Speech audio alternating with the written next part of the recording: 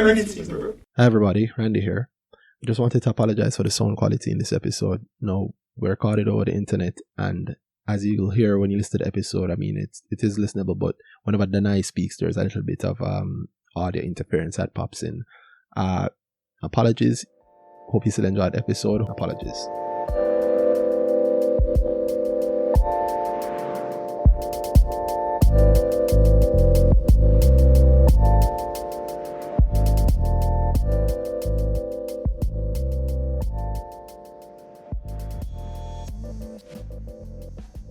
Hi guys, welcome to earnings season. I'm Randy, your host, which you've heard many times before, 31 times before at least, 32 if you're lucky. And this is earnings season, a special earnings season also. But before I tell you how special it is, I'll allow my co-host to introduce himself. Hi guys, I'm Danai at HDanai on Twitter. That's right, and I'm Randy Rowe at RTU Rowe. This is the Carib. Yeah, the Carib Corona, the Corona Curfew edition. And I think I have here, we're doing this via Zoom. We're being socially distant, as has been mandated by Sir Brogard himself. Isn't it funny how everybody just calls him Brogard now and it's like nothing? Yeah. Right? When I was at Stocks on the Rocks, I called Nigel Clark, Carpet God. And I call him that because that's what I call him anytime, as you know, anytime I talk and I say Carpet God. And apparently I hope people don't know what that is about. I don't even know really. I just Oh God. Look round now in a Jamaica. No pure carpet, you see. If you are come here from Orcharias, follow me now. You go on the north-south highway. You depend carpet. You come off north-south, you go on Mandela, and you make a left. You depend carpet. You come up Mandela, and you say, I want to go check Desmond in West Kingston. And you make a right. You depend what? Carpet. And then you come from one square, and you know what them call it? The upstairs, downstairs road. We go up on Washington Boulevard, carpet. We make a left on Constant Spring, carpet. We make a right, carpet. We go up, carpet. Everywhere you look, pure carpet. So I call one Brogard and one Carpet God. Yeah, and now with this COVID thing that's happening, I'd call the other one Dr. God, but apparently somebody in the past was named Dr. God. You guys can look that up. I won't put that in the show notes. But we need a new name for the Minister of Health, Chris Tufton, who I think has been very visible and doing a very visible job in terms of the management of this crisis. I didn't even, there was no way to avoid it, so let me just start off by just talking about it because it's on everybody's mind, right? And that don't mean to be good or we're great. It just means that we're not Florida. And for the first time, I think we're all happy to not be Florida. We. So, I'm happy that Jamaica is not Florida. I don't know about you, sir. Having said all of that, with a bag of chatting, which is what you guys came here for, right? I hope so. And they listen to us chat every week, so at this point, yeah. You know? Yeah, almost every week, right? Almost every week. So this is the Corona Curfew edition. I'll get to again, but I get around to why it is I wanted to do this one. And there are a bunch of reasons why we're doing it. But I tell first to the person listening to this, you're listening to this right now, doing whatever it is that you do on your own while listening to a podcast. Hello, I'm Randy.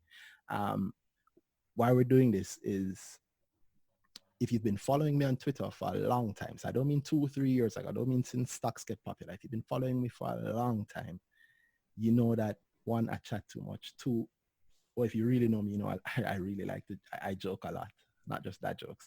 And three, you know, I care a lot about finance, I care about stocks, I care about business, I care about a lot of things, right?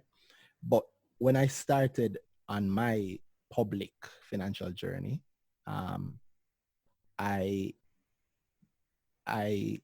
do I say this? When I started on my public financial journey, I was in a place where I mean, I didn't know anything, right? And afraid of maths. People don't know that. I say it, I guess, if you've been to Grow, if you've been to any of the sessions or the things that I do, the classes I do, you've heard me say it. But yeah, believe it or not, I was one of them afraid of maths people. But I'm not afraid of money. Nobody's afraid of money. I pretty much was just having to teach myself because I need the money. I take the money. And I won't go through my whole story now. I can do that on some other episode.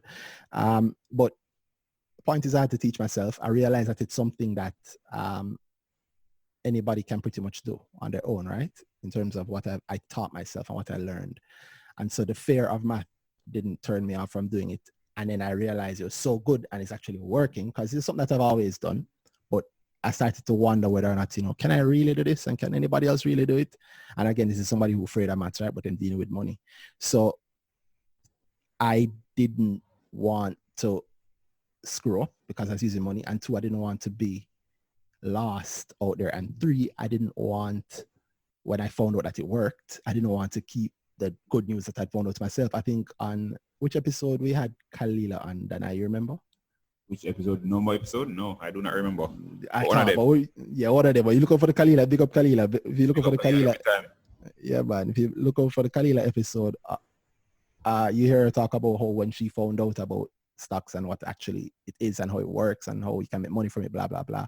How big a deal it was for her and how she just wanted to share it with people. And it's the same way for me. I run off my mouth too much, as you guys have heard over the last few minutes. So I decided that I needed to run off my mouth and tell people, make everybody else know. And I wanted to see if everybody else could do what I was doing. And I don't want to say special. I want to say something that any and everybody can do, right?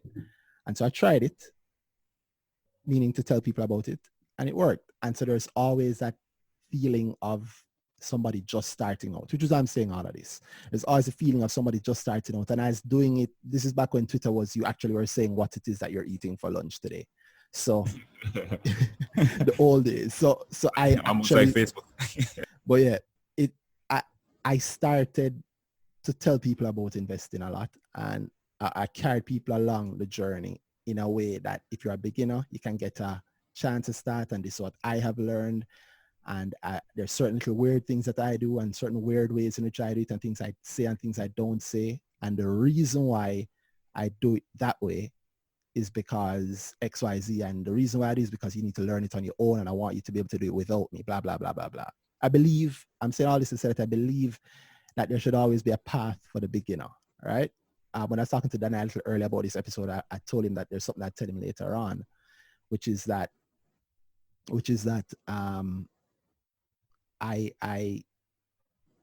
was somebody pretty much draw me up and say, they love the podcast, they love the content, they really enjoyed it. And they're talking about the last episode or the episode before last, the one with just you and I.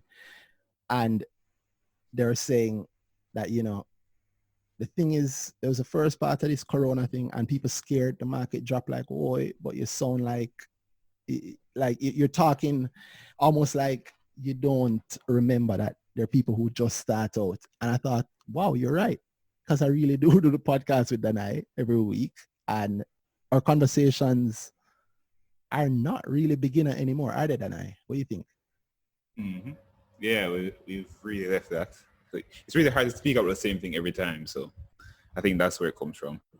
We get up on top of the beginner all over again. Kind of hard to think that, get that thought process going to actually think, to speak on the same thing I spoke about a couple episodes ago. Yes. And I say it all the time on the episode that then the conversations you hear on this, although a lot of them are edited, the conversations you hear on this, a lot of them are actually real conversations, as Dana and I actually having conversations about stuff. That's why a lot of the editing actually started to happen, because we literally had to, we have something in mind and we're talking about it and they're like, oh, I don't want to say this publicly yet, or I don't want, I think, or if I play, I don't want to push out yet, blah, blah, blah. And so we have the conversation, and a good part of it I forget cut, but the point is we had the real conversations. No, when you say, when I say that, we have the real conversations and we're actually talking, I mean that we talk a lot of times on the level where we talk. So, right, we lose a lot of the beginners, I think. And I think a lot of people have learned about investing recently, very recently too. Like, I did hear about Wicton and the Trans Jamaica thing I come on, now make that miss me. which again, I can understand. A lot of people didn't make it miss them. I mean, a lot of people got in know for Trans Jamaica. And a lot of people would have then searched about stocks. They're hearing about a podcast for the first time. They're listening. They love the old episodes, but let's admit it. I mean, we have episodes that go almost 4 hours here. I think they're great, but people tend to be daunted, especially before they start listening. I hear the same thing a lot from people. You get the same line. I'll never forget how it started out with us. We start the podcast and I say, yo, we're doing quality. However long it lasts is however long it lasts. People say, no, a podcast should be 45 minutes to an hour. And I say, no, quality is quality. However long it lasts is however long it lasts. People say, yeah, man, it's too long. But a couple of people listen. People like it. Second one long. I remember the first time Dana and I did a short episode. We were rushing to go do something else. And we did an episode right before we did. And then we sent it out. Bare message, yo, how this so short? I forgot to 2 this week for make up for it. Blah, blah, blah.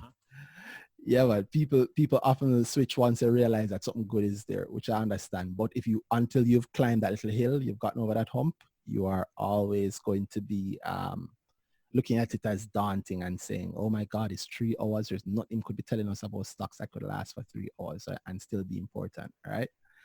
And you might actually be right. But other people might tell you you're wrong. Anyway, why all this yapping? Point is, I want to do something very specific and open and clear for the beginners, right? And this one requires some conversation. So, but then let me just go straight into it. As something I noticed, then I have been quiet mostly for the last few, however long, but I've been quiet, especially since the market dipped. Well, obviously not quiet with you. Well, even quiet with you because you've been busy and I've been busy. I think I've been more quiet than you. Yeah. Yes. I don't really talk. I haven't been speaking much. I wonder if people that follow me for me speaking about investing are disappointed. You bring back the jokes. Yeah.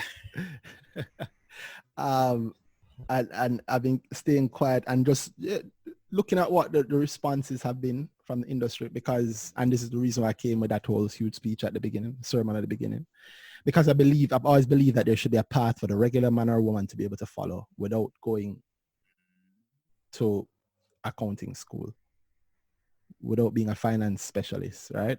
There should be a path that you can follow and be able to get somewhere in terms of your money. Don't mean that you have to become Warren Buffett, but you should be able to go, okay, I want to start investing in stocks and there should be a resource for you. I want to start doing XYZ, there should be a resource for you. You say, okay, in stocks now, I would like my portfolio to go, I want to make 200% in 3 months, right? You should be somewhere you can go where they'll tell you, hey, 200% in 3 months, that's heavy. That's a lot. For you to be able to do that, that's very, very, very, very, very, very, do I say hard? What's the right word there, Danai? 200% in 3 months is what? If you walk into a house as a regular person, assuming that there was a house that's like magically good. Very dedicated. You do not there. Yeah, you kind of have and to. If you're in only, and say in only stocks, it might not be. It depends what's happening with whatever company that's going to give that.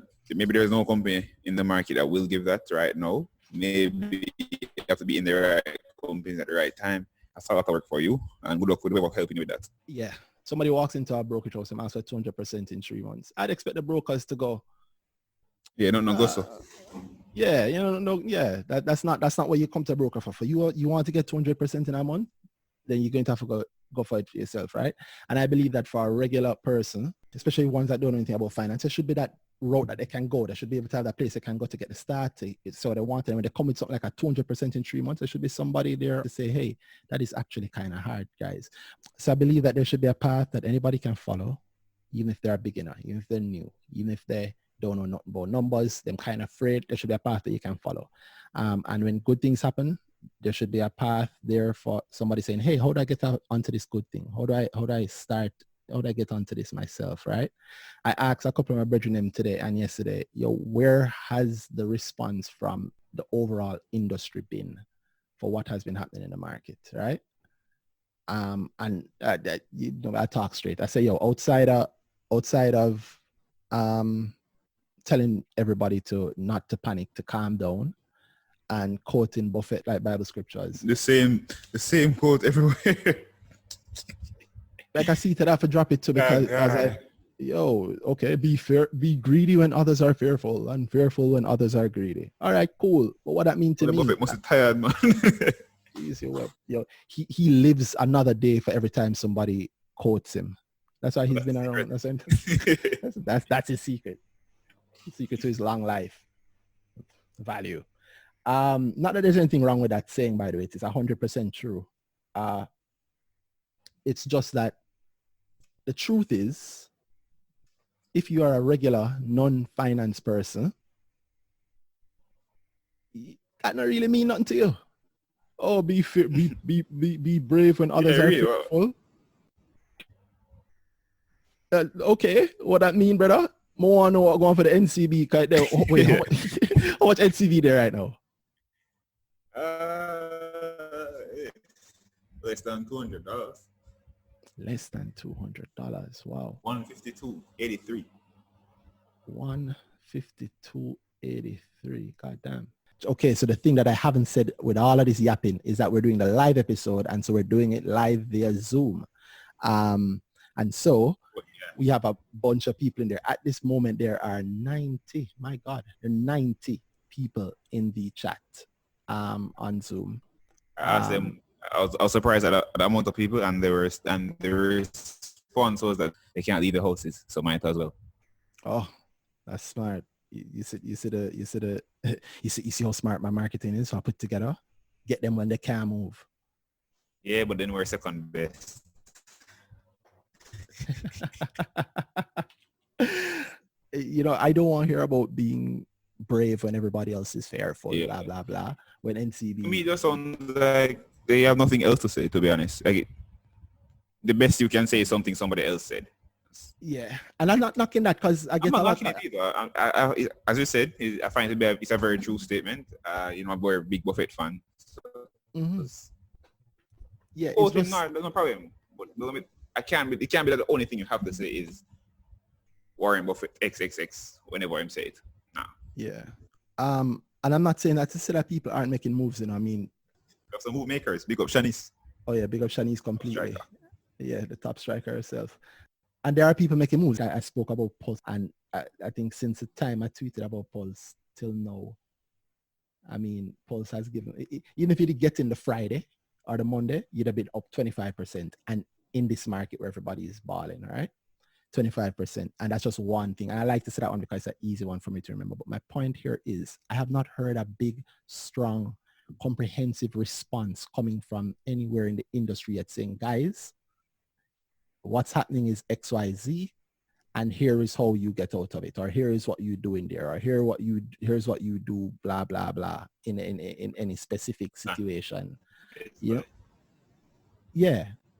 I'm not hearing a strong industry response. And I guess maybe it's just a shock. It is coming. I saw JMB did their session a couple of days ago. That was pretty cool. I listened in on that, and they had a couple of experts in there, and those guys were big up Kerry because Kerry seemed to moderate it, and those guys actually went as far as to, I saw Kerry push them to actually say a couple of stocks, say a couple of things that you find you like and you're enjoying, or that you think provides or will provide value in the near term. I also noticed that the thing that used to be such a big quarreling point a year or 2 years ago about how short-term gains go. Back when I somehow gained the short-term gain thing, title is now being pushed normal. I hear people talking about what gains can be found soon. People looking for what will happen next quarter. And I'm thinking 3 months. I am so happy now that I'm here. Find that even though sometimes it takes a while, but common sense almost always shines through. So yeah, that's true. It doesn't catch very slowly, but it's still contagious. It does catch very quickly. Let's not say anything about contagious right now, all right? That was the point. I get you. I guess that jokes can come from young people. That's not a bad joke, bro. Oh my God. Anyway, like I said, only JMB have I seen like a strong response from in terms of the sessions that they've been holding. I think Barita also had a couple of things. Okay, yes, I seen here in the chat, Alvin Edwards said that Barita did a session on Instagram, yeah. And yo, maybe I'm still the bad guy in the industry that I just calling things as I see them. But I can't see a regular person seeing any guidance here. I still hearing the same set of questions from people. Yo, what I must do? And you press them, them say yes, and if you press them long enough, them even quote the buffet to you, There's a couple of people quote the buffet back to me, be greedy when others are fearful. I say, yeah, so what you buy? Why? But no, here's the thing, right? Exactly. The people are scared of stocks, right? They want to enjoy the thing, but they're still scared. So them go in and then buy the safest thing them know. I buy NCV, I buy Seprod, I buy Wysinco. Right now, somebody will go, yes, that's what I wanted to buy. And Fontana. So they will buy them thing there, right? Fontana is like them scary thing.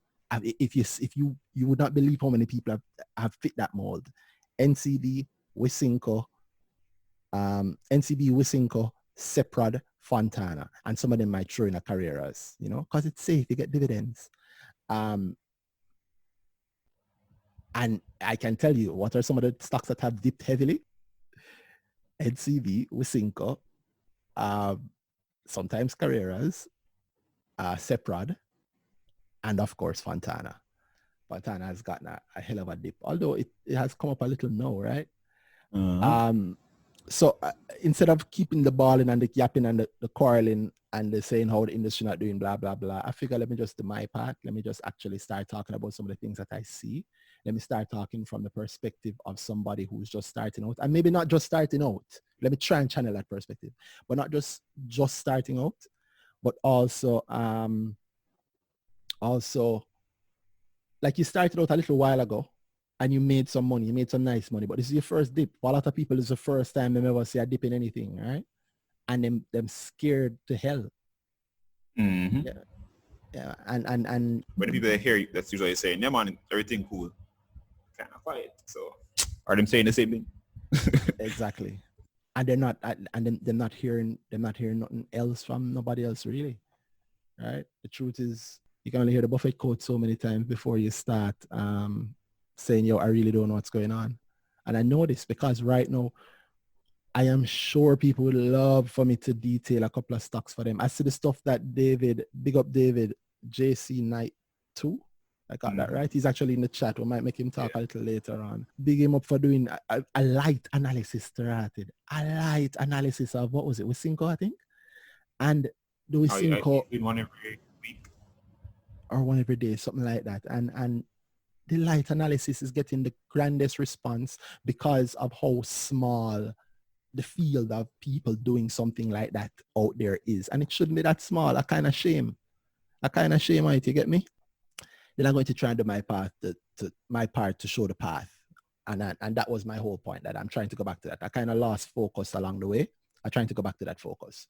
Tangents. Exactly. We got lost in the tangent. I got lost in a tangent in life. And so I'm trying to bring it back here. So having said all of that, this one is for the regular people. All right. No, this episode is going to be a little different also, not just because we're live and we're going to be taking some of your calls, your calls as if we're on the radio. But also we want to have a couple of segments that we break it down. We break it down to 3 large segments and we'll ask a couple of questions. And then with those questions, when we get those questions answered, we might move on to another segment, all right? So we're going to start off with a couple of the very early questions. And this one, it was around housing. And for that one, bring in the brick boss. I'm going to bring in the brick boss herself. Miss, say her name, Dana? Brick boss, man. We should play her theme song. What? Yeah, but what's her name, sir? You have to say her name. No, you say it, sir. You say it. Say her Twitter. What's her Twitter name? Her name is Jillian Jackson, the one and only Jillian Jackson. And so her Twitter name is Miss. And her Twitter is at Miss Jilly J. Okay, you got it right there. Wow, Randy.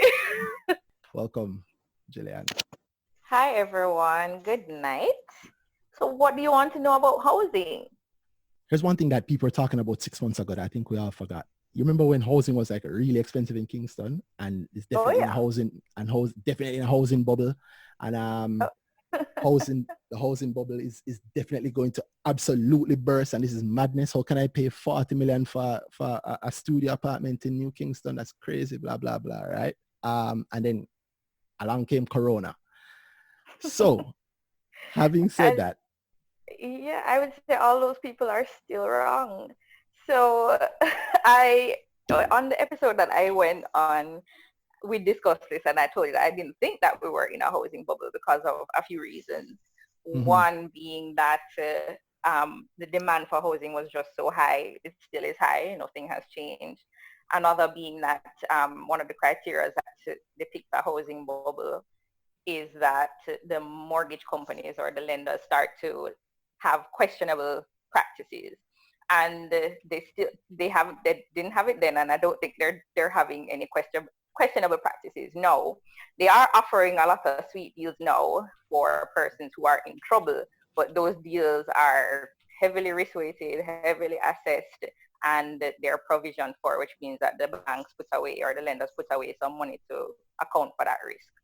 So they're still not involved in any sketchy practices, and the demand is still there. What I do think will happen though in the short term, because persons are now out of work or have lost a stream of income, so they're probably either going to struggle to pay rent or pay their actual mortgage. Yep. So you not being able to pay your rent, you affect somebody who is possibly paying a mortgage on that same property. And then if you live somewhere else and you're paying a mortgage as well, that will definitely have some kind of effect on the housing market. Will it be a big effect? I don't think so in the long run, because the demand is still going to be there. What's going to happen, I think, is that sales might slow down. So if we're in a lockdown period now, there's not much shopping going on for anything, including houses, I would think, because I would have to go to your house and expose myself, or I would have to open up my house if I'm selling it to anybody coming in to look at it, and just people are not willing to do that kind of exposure right now in the short term, and I'd say the short to medium term. So nobody's really buying or selling now anyway. So that might cause I would say a slowdown in sales of properties, but I don't know if it would change the price too drastically, because eventually when things open back up, I don't see that the price is going to go very far down in comparison to what it is now across the market. The only thing that might affect it in a negative way is the Airbnb market. So we discussed that a little bit as well. That's exactly what I wanted to talk about, because right now the Airbnb people bleeding, Yes, so they are. They're going through a rough patch, to call it something right, nice, sir, a rough patch. I know somebody who take them Airbnb backup money and put it in Trans Jamaica. Oh boy. Wow. She also jumped out.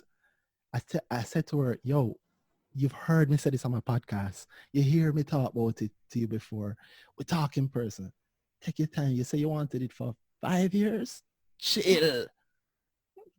So she jumped out at when it did the 120 little bit, when it did a big drop. Oh gosh. Oh my Lord, man. All right. Well, and then she lock up in her house now. Boy, I don't know. Guys, say a prayer for people who are locked up. But yeah, sorry. But yeah, that's how bad it can get. That's how bad it can get. Yeah. And yeah, I was talking about this other night. I was saying that there are persons who they just buy houses to rent it out, and they have a mortgage on the house, and they have accumulated 10, 20 houses that all have mortgages due, and they're in a bind right now. So over leveraging to do Airbnbs might not have put you in a good position right now, because nobody knows when it's going to open up again, and the face of tourism and short-term stays might change drastically. So what I think will happen is that those people they have a couple of options. They can either change to longer-term rentals. So we might see an increase in the long-term rental market. You might see a lot more properties on the market now, or a few more properties on the market now that you would normally not see being rented for a long-term period. You'd see an influx of those possibly. those persons can decide to just lock up their houses and not do anything with it. So you just have a lot of vacant properties around the place, which it might happen in the short to medium term. Or those persons can decide to sell the properties, because right now, as you know, mortgage rates are at an all-time low. And with the announcements by the minister in March, they're expected to go down actually further, because of the fact that he reduced the NHT rate. Last year when they reduced it, they saw a 74% increase in the number of NHT loans. So notwithstanding Corona. Fly past that, man. Say it again. He announced in Parliament in his budget debate that Dr. Nigel Clark, that last year, as a result of some of the initiatives of reducing the NHT rate by 1% and decreasing the stamp duty and transfer tax and increasing the amount you can borrow from the NHT, all of those things combined help to increase the number of persons applying for NHT mortgages by 74%, which is huge. So the fact that that again this year, the mortgage rates have gone down. Initially, the asset tax was supposed to have gone down, and we had to roll that back or defer it for a year. But those two things would have pushed mortgage rates down further. The asset tax being a tax on the banks that they would then pass along to the customers in terms of a reduced interest rate. So those things would have pushed mortgage prices down further. So mortgage prices being at an all-time low and housing prices right now still being relatively high would incentivize persons who have those Airbnbs to try and sell those properties. It might, if they don't have any other option. If they don't see anything happening in the next couple of months and they're in a bind, they might be forced to sell them. So you might see an inflow of properties from that market. And remember, there are only about 9,000 to 10,000 Airbnb properties in Jamaica. So it's not a very large market, but it's in the Kingston and St. Andrew area, you definitely see, and Montego Bay, you could possibly see an increase in houses to the market soon.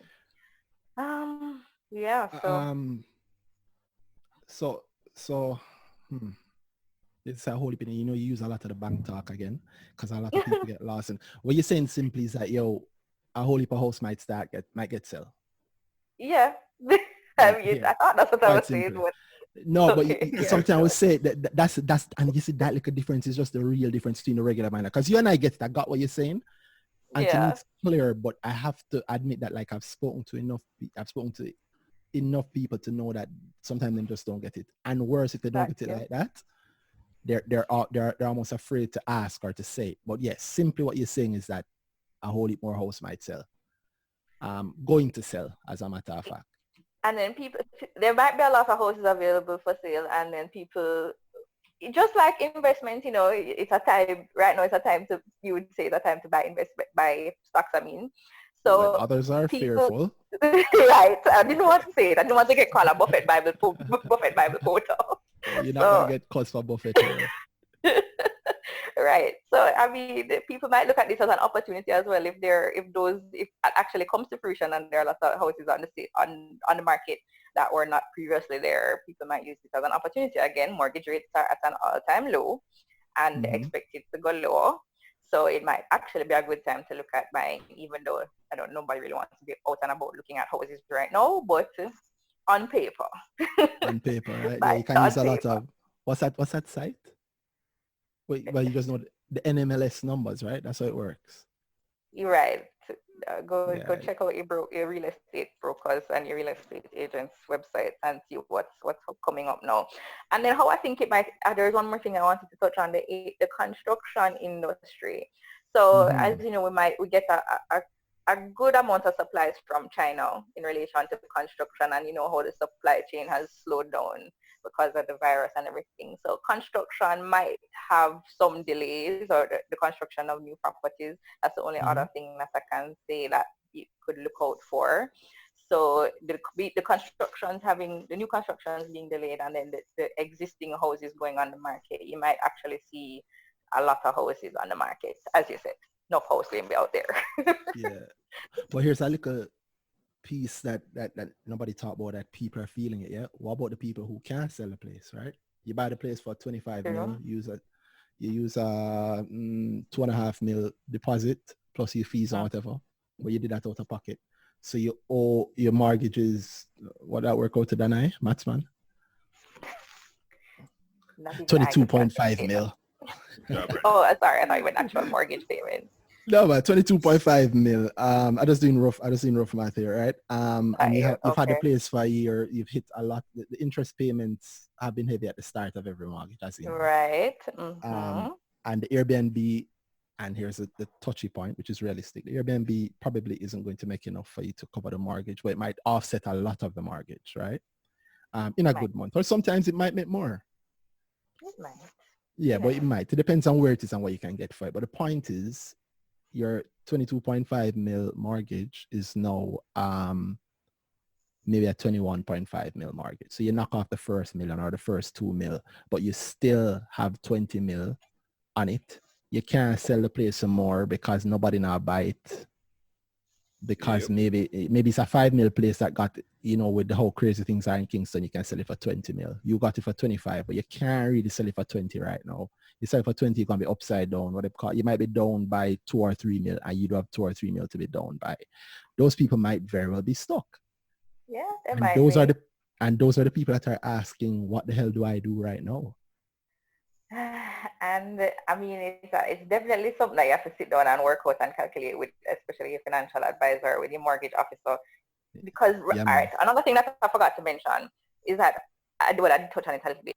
The banks are offering a lot of, I call it sweet deals, but I've never, in my lifetime of working in the industry, I've never seen so many banks come out at the same time offering these kinds of deals or these kind of options for their customers. So like PSOJ on their site has a list of all of the banks and what they're offering. A very good diagram. It's just a table that has, based on what each bank is doing under certain categories.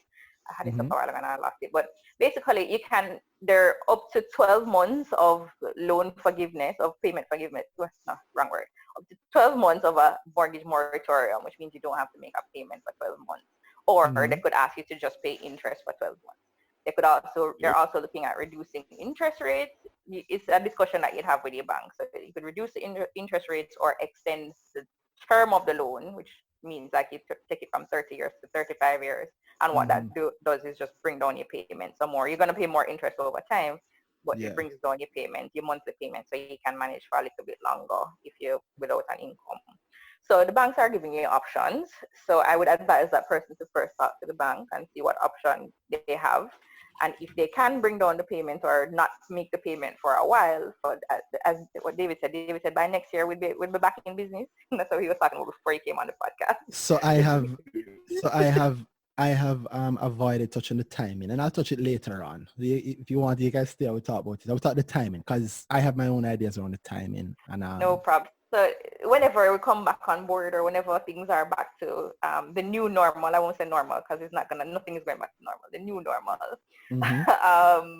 When things get back there, you would be able to you can make your regular payments again. You can have a discussion with your bank, I would say, and go from there and see what can happen for you in terms of payment holiday or payment moratorium. Yeah. So I see in the chat, Brandon Thomas said, I doubt there will be any mass selling of properties. They have options with the banks for their mortgages and have long-term rental options. Yeah.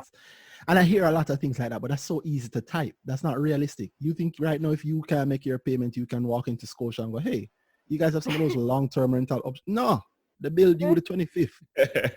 That's how it works, right? There's no long-term rental option. It's a big deal to put somebody in your property. Yeah, big deal. You're talking like a top landlord. No, it is, and some landlords they've gone through the hassle of doing it, and they're just like, it's not an option for them. They're not interested in doing long-term rentals. And Airbnb was their go-to, and know that it's not there anymore. They might just say, "Sure, I'll sell it." Yeah, and not just that, we always come. I'm gonna stop. Sorry, Danai. Go ahead, Danai. I was agreeing with Julie, but I was saying thing there. The long-term rental, your Airbnb for the whole time. Nobody's going to just pop up on your doorstep, know of all the times and say, I really want to rent this space for 12 months. You just might not happen like that. Yeah. Somebody lose them. If all people getting laid off right now, you think I'm looking for a place to rent? True. That's true. And the truth is also, if you are not just laid off, right? the people who have these properties, realistically, I cannot do anything other than Airbnb.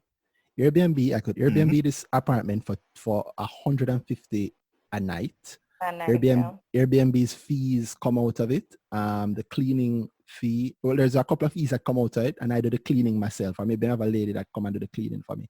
And when it's done, if I'm lucky, I make 98. Let's say I make 100 if I'm really lucky.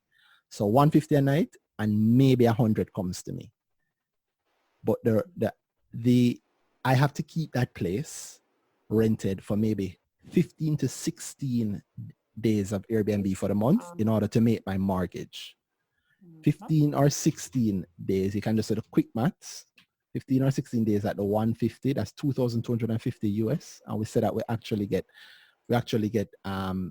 100 off it, and that means that you're getting the 1,500 a month right there to cover your mortgage, right? But the reality is I also can't really rent the place for 1,500 US a month. I might look and can rent it for 1,000 US a month, but can't rent it for 1,500 US a month, which means that if I cannot Airbnb the place, I cannot afford a mortgage, so I might have to foreclose on it because I can't sell it. I can only sell it if somebody will buy it. Yeah, so that's a simple, true reality. Something so nice in reality, but it's something so nice until reality hits you, right? Exactly. And that's something that people have to think about. That's the kind of thing that I talk about all the time. You have to be realistic with your money, because the truth is, the reality of that situation, even if you don't say it to yourself or believe it or deal with it yourself, it doesn't change how real it is. That mortgage has to pay on the 25th. And if you don't pay it on the 25th and you miss the first, by the end of the first week, you get a call from the bank.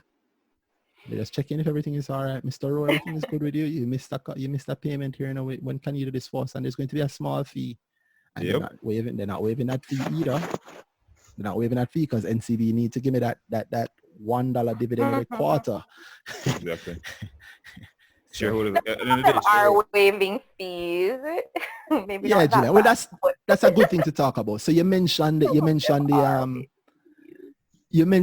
link, and guys, I saw in the chat the link has been shared. And if you're listening to this at a later date or you're listening to this on the podcast, the link is definitely in the show notes. Yeah. So the link to what the bank relief packages are, I mean, some of them are there, but some of them, big up to NCB for starting it. And then you remember all the others who started moving, Julian? All of the others? You want? No, just tell me about just one that maybe you might be close to or know or anything like that. No. Well, the one that I would be close to, or the one that I would know, is my bank. Okay. Because when I got an email from them very early on that said that they were offering up to the 12 months to waive you, 12 months moratorium, waiver of late fees until April 30th, and then the option to refinance with the longer payments or the lower interest rates, and several other things. So yeah, that's the one that I think had I won't say the best, but had the term to waive it, but to defer its payments for 12 months. That's the only bank that had that. Everyone else was 6 months or 3 months. Perfect. I know somebody. You want to tell people where that is? Or that's JN, sorry. Okay. That's JN Bank. Big up JN for that. So they have their 12-month moratorium. It's a deferral or moratorium. Yeah. Waiver of late fees and relief financing with flexible repayment terms. Building societies and JN is not a bank, and the member-owned thing, they usually speak about how much better they are for the clients, and that's an example of that. The fact that they're 12 months, everybody else is way less. Yeah, members first. That's our motto. Yeah, so it pays to be a member there. Yep. Yeah, I would love to be a shareholder there, but that's another story for another time. Members are shareholders. Member owned. Yeah, member owned. That means you're a shareholder. I know what you're trying to say, anyway. You know exactly what I'm saying, but that's okay. Let us know. So again, if I can just cap that, Gillian and well, Dana, you have any views on? I'll say what I think, and then Dana, you can say what you think, and then we'll move on to another segment. And thank you again, Gillian. But you don't have to run just yet. But thank you just for that point. No problem. But I have a bone of contention. Okay. Go ahead. I saw your tweets about the liquidity of a stock versus the liquidity of a real estate. What? Ooh. expound on it for me. Ooh, no, man, I'm not going to expound it. Tell me the part that you never like. Oh, No, yeah. it's not gonna- no, I joke. You know, I'm just kidding. You know, I'm joking around. But I saw what you said that it persons who say that they can't sell their house in this crisis because if something went wrong and there's like emergency, they can't sell their house. Like they're more liquid with that stock. And I agree with that. That's true. But I think you're expounding further with some other points. I just wanted you to refresh my memory on what those were. Okay, if I can remember here, I don't remember the exact words. And You mentioned a second mortgage on the house. Yeah, all right. So the options available to people, is that what you want to know, or you just want to know my general point, Julian? Your general points, yeah. Okay, so my general point was that people often say that, you know, they don't want to tie their money up in stocks, you know? Yeah, you know, it took me 3 years to get this 2 million saved, and I'm going to just tie all of it up in stocks. So I don't want to tie my money up in stocks, so you want to put in somewhere else so I can get a little bit in case of emergency. What people don't realize is that stocks by itself is in case of emergency. You can encash money. Yeah, the longest. Yeah, that was one part. There might be parts that you don't agree with, you know. So there might be one part. But the main point there was that, yo, if you have $1 million in NCB shares, let me not even go NCB. Let's say Fontana. You have 300,000 Fontana, and a little emergency you need you lost your job because of Corona. All right. They're laying people off, and you need to make it through the next 2 months. And you need that money, but lock up in Fontana shares right now. It's not really locked up. You can sell some of those shares. Mm-hmm. And on the flip side, you can also borrow against some of those shares. And I'll touch both of those points later on again.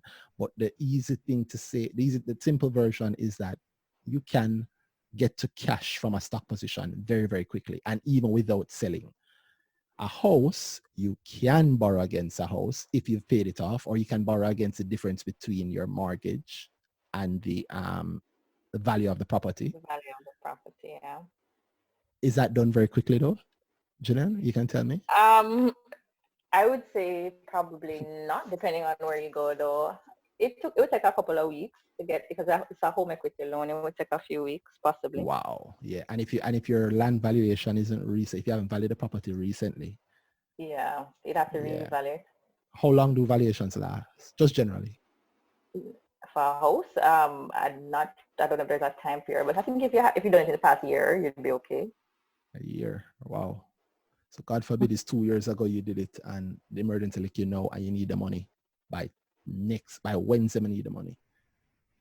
And you have to go bank Monday morning. Can you imagine having to go to the bank Monday morning? First of all, you're going to be way out in the sun because social distancing. So everybody stand up outside. So the loans officers come to you these days. You don't have to go to the bank for a mortgage. Wait, me not let nobody in my house, mom. Right now, no. You have to stay out the road. Like quick plate. If they go to the bank, it's the same person you'd be seeing. But they even trust some of them people in the bank, them cough and touch the money and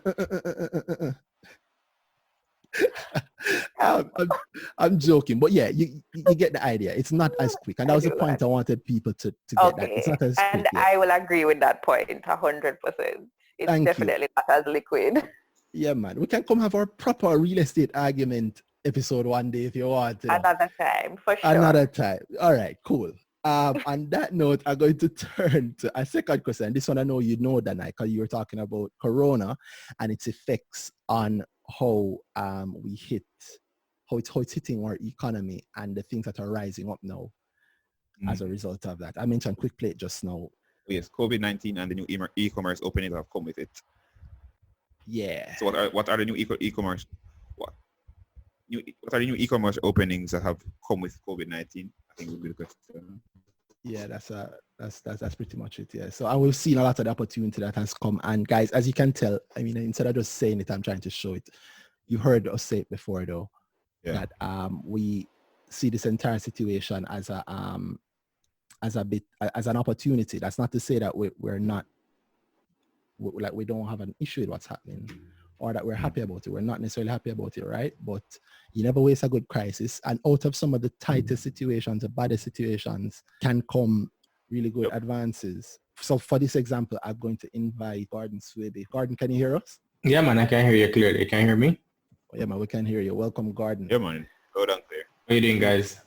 Night, everyone. So, Good in the garden. How is it? Good enough. I'm good. so, guys, Jillian, who was just on, you can hear on, I think, episode 20, or is that the Gift of Fans? If not 20, on our first episode of 2020. Should we call her the Brick Boss? And Garden is on our episode, I don't remember which one, but somebody will tell me later on. But he's on an episode after that, and he shares a space with Jermaine Henry. And they both talk about tech, and we had a good, I think, a great episode. Gardner here says, quarrel me and you upon the thing I quarrel. Well, we've been quarreling for years. Is that right? But yeah, we used to it. But no, we weren't quarreling, guys. It was a great episode. But so we spoke about a point that we had from before around startups. And then we spoke about the general market and things that we expected. And the reason I'm saying that, and the reason I have Garden here is because Garden does run I don't know if you can still call it a startup at this point. Garden does have an e-commerce business though. He has an online business, locally built, which I like. And that's why we brought him here, because also in the face of what's been happening with coronavirus, we've seen where his company, Edufocal, has really stepped up. So yeah, so Garden, I hand it over to you. You can tell us your story. Yeah, man, thanks, Ron. It's so funny that you mentioned this whole startup thing. I was in a meeting the other day, and somebody pointed out to me that in the acronym MSME, micro, small, medium enterprises. And then they said to me, oh, based on your staff count and your numbers, you're no longer small, you're no medium. And I'm like, yo, that's crazy. I didn't even think about that, right? What a thing. Yeah, it's just in the day-to-day, you're not really thinking about it and how your numbers are moving in a particular direction and think to yourself, oh, I'm no considered medium size, but no, I still consider Edufocal a startup. We still have startup issues, but I'm grateful for all of the growth that we've had so far. But yeah, thank you for having me. I as you said, Randy, it's despite what is happening and the chaos, it is still a time of opportunity. And I was mentioning in the chat earlier that this will not be around forever. At some point, we will move beyond this crisis and we'll reflect in a year or 2 years, 3 years and say, wow, that was a crazy time, right? But for us, we've been privileged. I was mentioning to my team that 2 or 3 years ago we wouldn't have been prepared for a time like this, because I would not have had the experience. I would not have had such a large team to help me navigate certain things that need navigating. But but Garden, sorry to cut you, but remember, people don't know. Oh, sorry. Yeah. Tell them, man. So frame it for what has happened. Yes, frame what has happened. Apologies. To them. So I run a company called Edufocal Limited. It's an online learning company. We actually used to focus on PEP. It used to be GSAT. For some of you in the room, it may have been Common Entrance, but it's now PEP, right? No, man, Randy is Common. No, Randy was the one before Common Entrance. Oh yeah. No, Randy was the one before Common Entrance. Big up the people that did mental ability. Yeah, man. Big up Common Entrance. Yeah. But yeah, so we help kids prepare for the PEP exams. We used to do CSEC. Funny story. We started with CSEC. We started with 100 questions, math and English at the CSEC level. March 15, 2012. We thought it was the greatest thing ever, but then people stopped using the platform and I thought we were doomed. And then one day I was in bed and I said to myself, you know what, I'm cold sweats, panicking because we spent so much money to start. I said to myself, let's try this GSAT thing and see how it works. And it was, the response to it was amazing. And to this day, that really has been our bread. But anyway, in January of 2020, we actually killed the CSEC side of the platform because we just didn't put a lot of resources behind it and started to kind of zoom in on where we were good at, which is, the primary level education, grades 4 to 6. Really? But, so we killed that. But so last year, you actually pivoted. Wow. Well, I wouldn't say it was a pivot, actually. It's just that we killed a product. It's just like, I guess you'd say. It's not for you to say. You started out being focused on CXCs and you fully went into the small thing. That is what, that is the literal definition of a pivot for a startup. So, all right. pause 1 second. I said to you that no. So And we it's can't not, do hold this. on. So we can't do it, people. No, Tell me, God. and it's not that I it's not that I have a problem with pivoting, right? But it wasn't a pivot because our offering didn't change, and we didn't start it with the intention of just doing GSAT. So we actually wanted to get into every exam type. In fact, there are times where we've tried getting into SATs. We also tried getting into some exams in Nigeria. But the platform was never made for just PEP. It's just that I lived in Jamaica, or I live in Jamaica, I understand the space, so we started out there.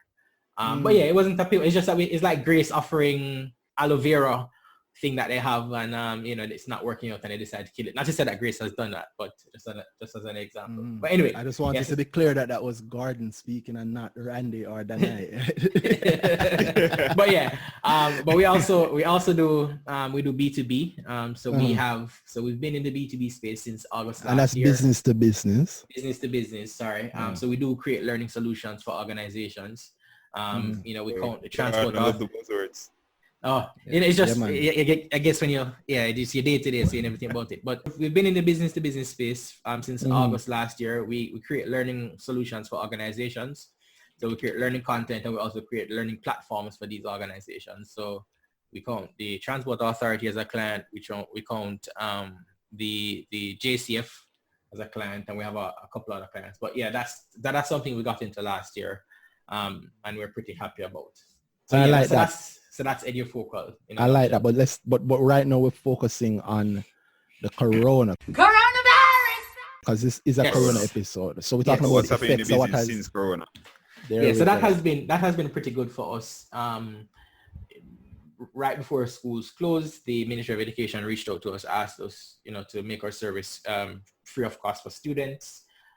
We decided to jump on that, and in 14 days, we had more than 30,000 kids sign up to the EduFocal platform, which has been pretty good. And just in terms of more visibility through the Ministry of Education itself endorsing us, and that has been good. In terms of, I guess, more generally opportunities in the e-commerce space, when we launched in 2012, we thought that it was just a great idea to jump right into accepting credit cards on the platform, really not looking into the fact that not a lot of Jamaicans were using credit cards, right? Fast forward to 2020, and I think that has changed. We've seen companies like Quick Plate, who big up Quick Plate. Yeah, big up Monique Powell. Yeah, man. Really, really happy about the work that she's doing. But I do think there's a shift happening now in Jamaica in terms of people who have access to credit cards or Visa debit cards, right? I think that the real shift will come when NCB launches their Visa debit or MasterCard debit product. That will kind of open the gateway for a lot of companies to extend their offerings in terms of accepting e-commerce. But also customers or consumers will have access to the ability to pay for things online, and that's such an important shift, because when you have a next wave, when you have that next pandemic that hits us, I think Jamaica will be in a much different place. We'll be better prepared for it because more people will have access to the electronic means of paying for stuff.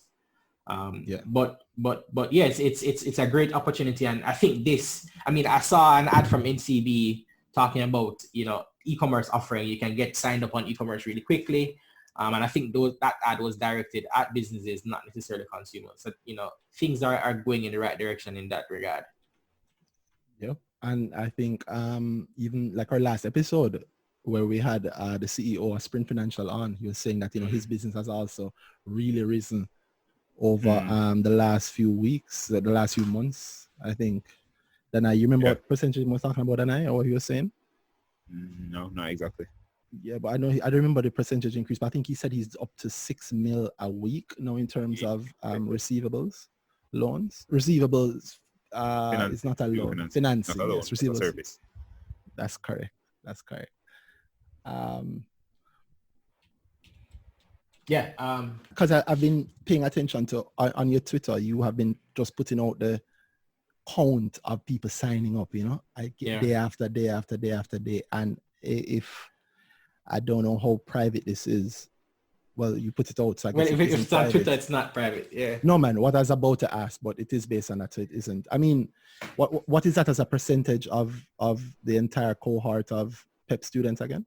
Okay, so on average, around 39,000 students do the PEP exam annually. If you count grades 4 and 5, it's about 200 and something thousand.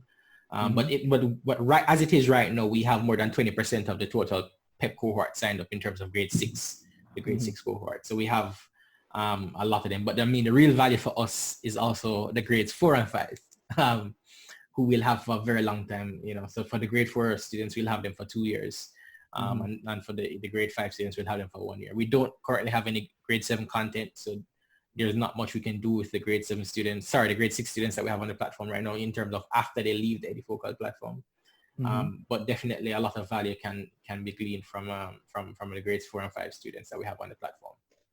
So obviously after all of this, it is our intention to retain them as customers on the EduFocal platform. I mean, you're no fool either, so you know what's up. And you started out doing more than you're doing now. So even though you're right. By the way, it's important that I say this because you are correct. I agree with you. It wouldn't have been a pivot then because you kept your offering the same. You just the offering is literally the same. Nothing has changed. It's just that the content has changed, and we do plan to add more content. So like we ultimately want to cover kindergarten all the way up to the end of high school, right? I mean, so very soon we may, for example, roll out offerings for grades 3, 2, and 1.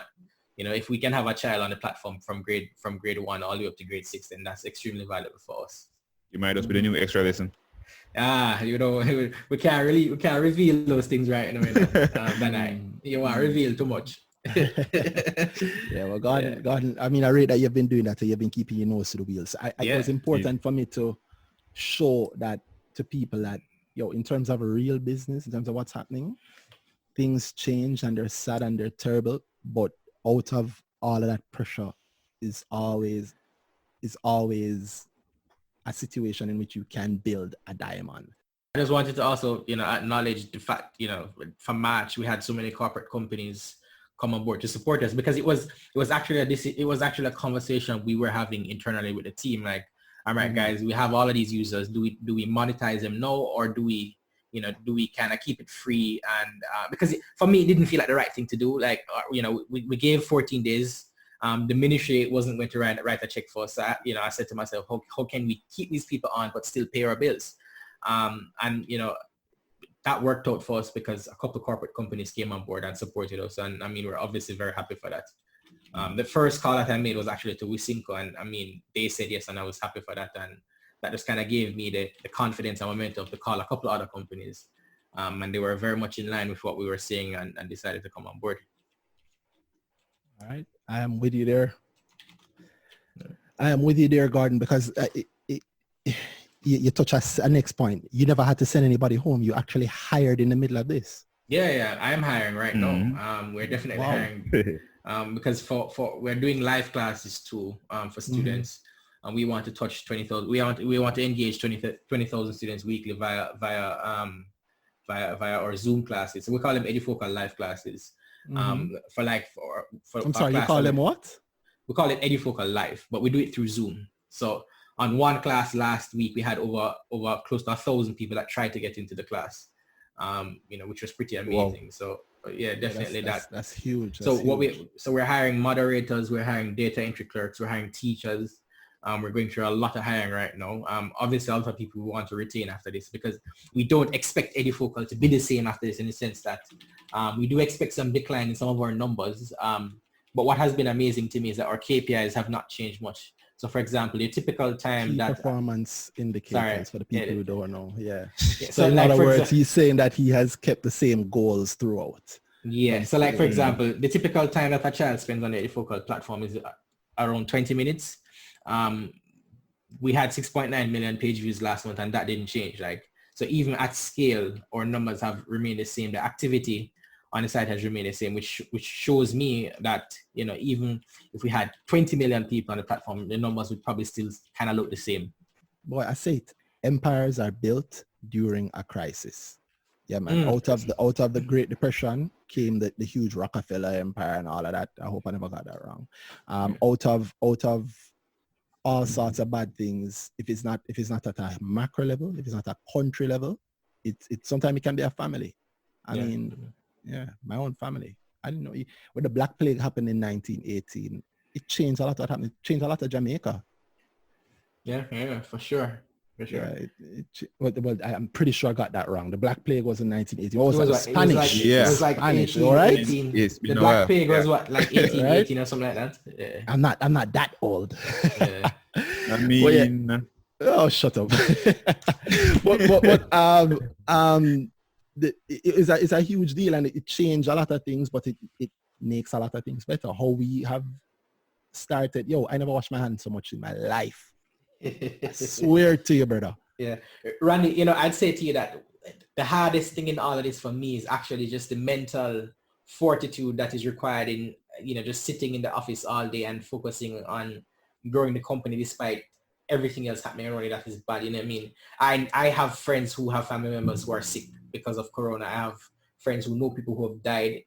My team is on the verge of burnout. So it's just managing all of that that's the hardest part for me. It's not the lack of opportunity, so I get you. It's been really challenging in that regard, I'd say, if I'm being honest. I can understand. Yeah, balancing the personal and doing so, because growing a company is hard in the best of times. Yeah, man. Like there's one team member right now I haven't heard from him in a week. Like he just Wow. I mean, I know he's good enough, but he's just been MIA, and I know that he's tired, so I just kind of left him alone because it's just been a lot, right?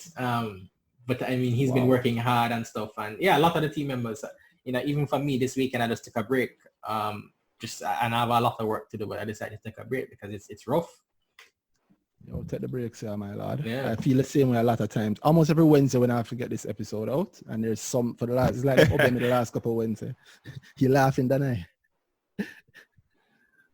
Yeah, I see somebody in the comments saying, wish my boss would leave me alone. I'm a nice boss still. At least I hope I'm a nice boss.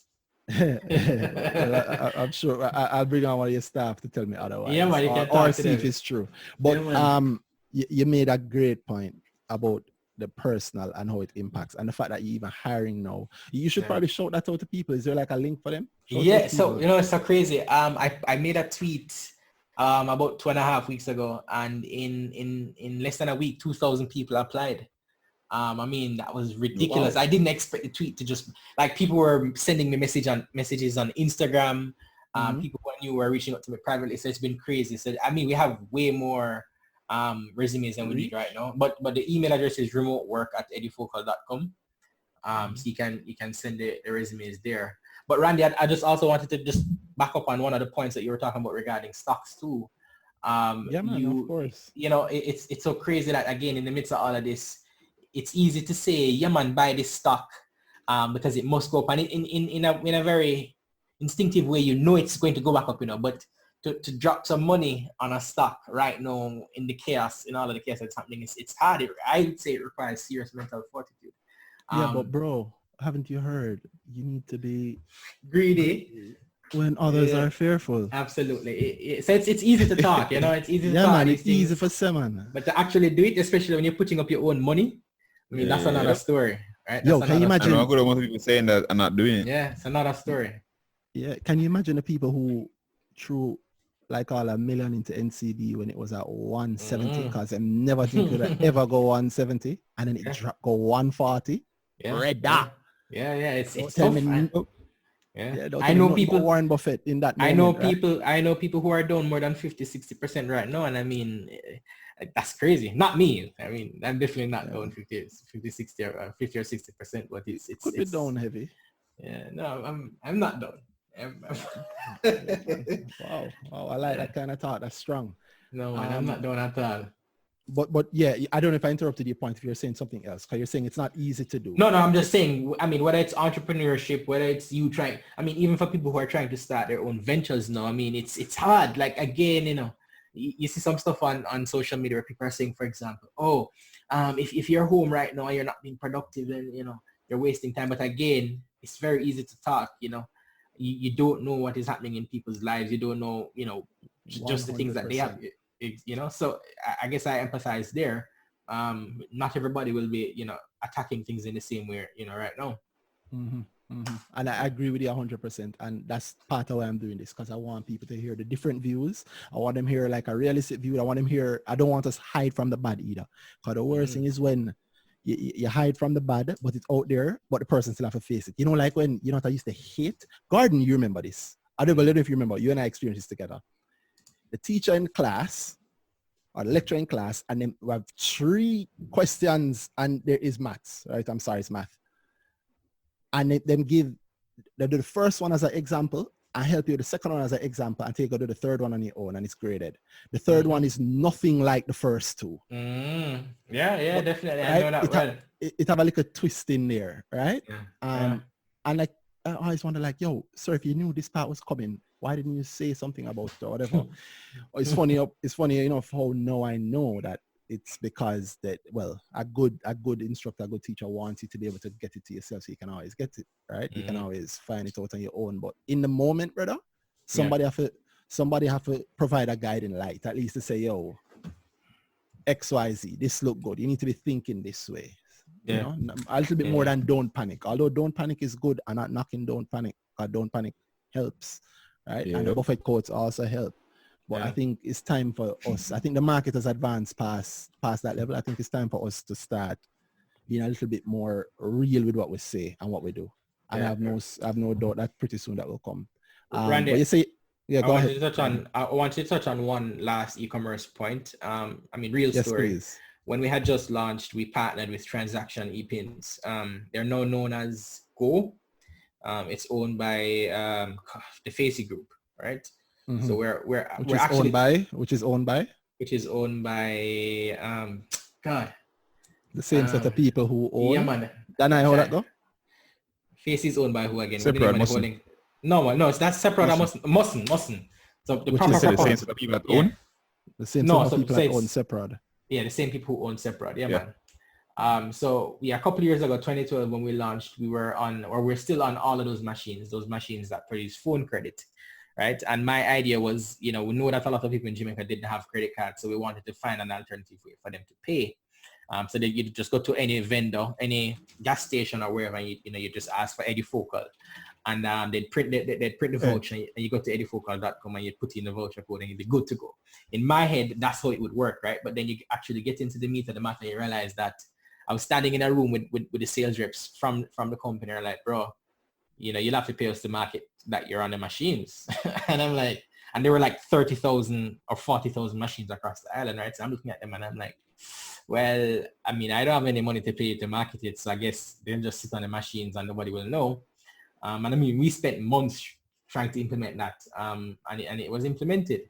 And then I said to myself, all right, what am I going to do now? And I decided to start distributing scratch off cards to schools, because obviously our market was, schools, children specifically. But then it actually wasn't scratch off at the time, and I was distributing it to the schools with the code visible. Obviously, a very dumb idea. And then I found a vendor in the States who could produce the scratch-off cards for us. And then we started distributing it again. And it would sit in the principal's office because, you'd hand it to him or her and then like, oh, yeah, it's in the office. They're not doing anything with it. So 0 sales. And I just kept on iterating from there. And I'm saying all that to say that, so we eventually figured that out, right? Long story short, we figured that out.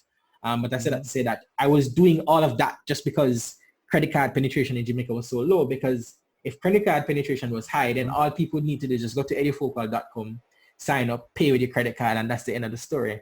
And of course, that's what obtains in developed countries like, the USA and Canada. But we're now getting to a point in Jamaica where all of that is changing. More people have access to, to credit cards and Visa debit cards specifically. And our sales online have reflected that, and I'm very happy about that because it means how we sell is changing, right? It means if we need to convert all of these people, all of these 30, 40,000 people that are currently on EduFocal now, chances are a bunch of them have credit cards. It means that our sales process is much simpler. So, just to kind of give some perspective in terms of how things have changed and are changing. And it makes my life and it makes everybody's life easier. It makes Money Powell's life from Quick Plate easier. It is really a big transformation. And if you don't have your finger on the pulse, it's easy to miss that's happening. That's true. It makes my life easier. There you go. Exactly. Literally only payable by credit card on exactly. Exactly, right? So, I mean, there are a bunch of things I won't touch on this call in terms of how we can analyze that data and know who has a credit card and who, who may not have a credit card. But definitely creates a huge opportunity for us in terms of how we approach the market.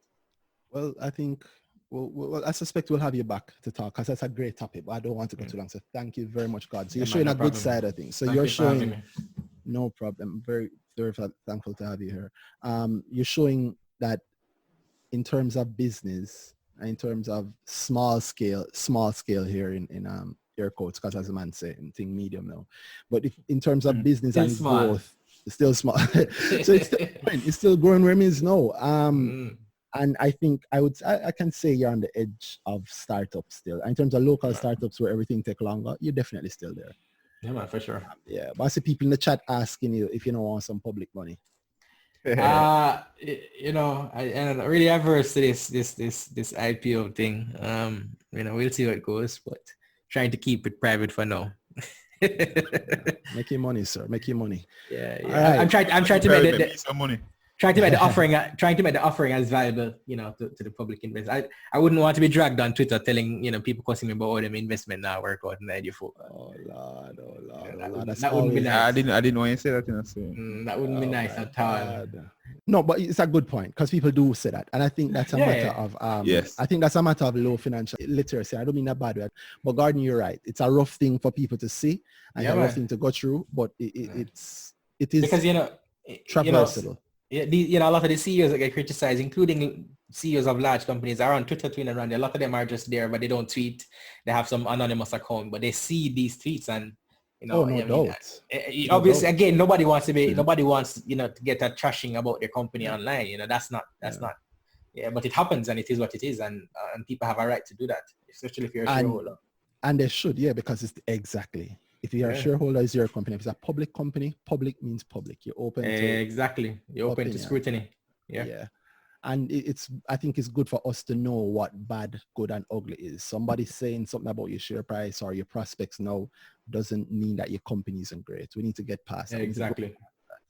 Yeah. But thank you again, Gordon, for that. Thank you for having me. Take care, everybody. Yeah, man, no problem. So that was Gordon. Danai, what do you think? We've had two people on so far. We should probably take one of those questions. I'm going to take one of these questions from Matthew Preston. What innovations are you hoping Jamaica? You did the first question, I did the second. Well, to be fair, this isn't really the first because Matthew asks, what innovations are you hoping Jamaican businesses will make during or after COVID? And I think Gordon touched on one, is that I think we'll lean more on e-commerce. I saw that thing that went out from NCB speaking about their e-commerce platform. Yeah. And look at what happened with Innovate 10X. The company has been around for a bit. And with the guy from JMB, let me call his name proper. He's not just the guy. Sheldon Poe. Yes. P-O-W-E. Sheldon Poe. Yes. He's mentioned his, let me read this properly. Jamaica Property Exchange Network. So I was laughing at it because I was thinking about when Julian was speaking. It's an online space for buying and selling property. So you want to sell a property, you can post property there, and anybody who in the public can just go on the site and they can view it there. So I was laughing. Julian was saying people come to your house now, and you're saying you don't want people in your house. This is a good alternative. You can buy or sell your house through this. Yeah, I think. And in a time when people be looking to sell houses, you might get somebody there, and they want to extend the platform to more than just property sales. So it's a good look. I'll post the Gleaner article speaking about it in the show notes. I can drop it in the chat too. Yes, sir, I will. If it's the right one, is the app called Keys? Keez? Not that I know. I think so. I know of an app called Keys, and I don't know if it has something to do with Innovate 10X. So. They call it the Japan. Yeah, JAPEN. Jamaica Property Exchange Network with other prospective investors and prospective home buyers to apply and be approved for a mortgage without walking through the doors of a financial institution. All right. Well, send me that link and I'll put it in the chat. Come on. But yeah, so you're saying that's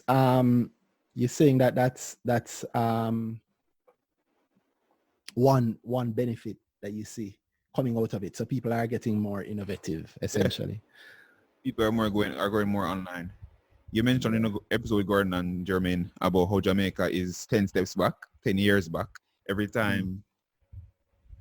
Oh, when like if you want to look at where we are now. Yeah, man. Business processes that exist abroad, and every now and then Jamaica just finds out about it 10 years after the fact, and starts implementing it as a thing to do.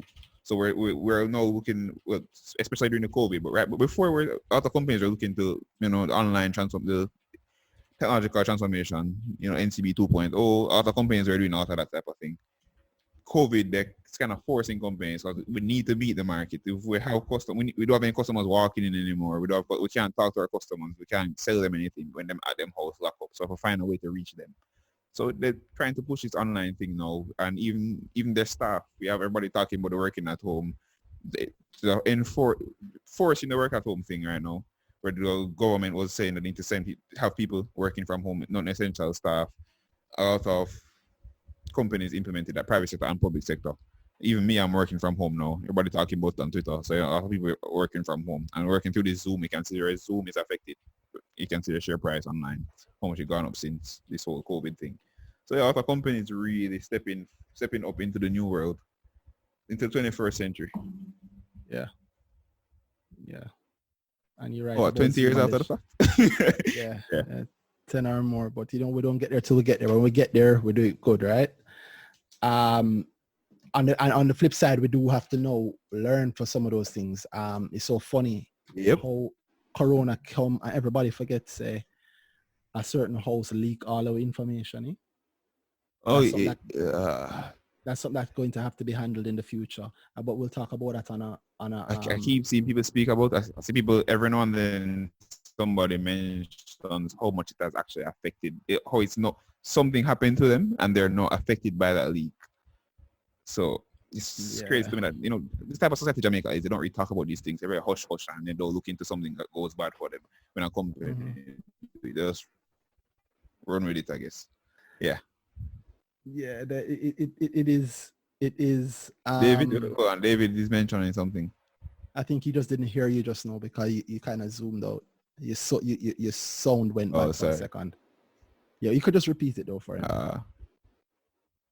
Yeah, people are personally affected, and they have been every now and then I see somebody come out of the blue and mention it online and say, "Oh, I've just been affected by my information being leaked by X company." I keep seeing that bounce out of the network every now and then. I haven't heard where anybody is actually pushing to get something from it, or where get some affected and need some about compensation, something like that.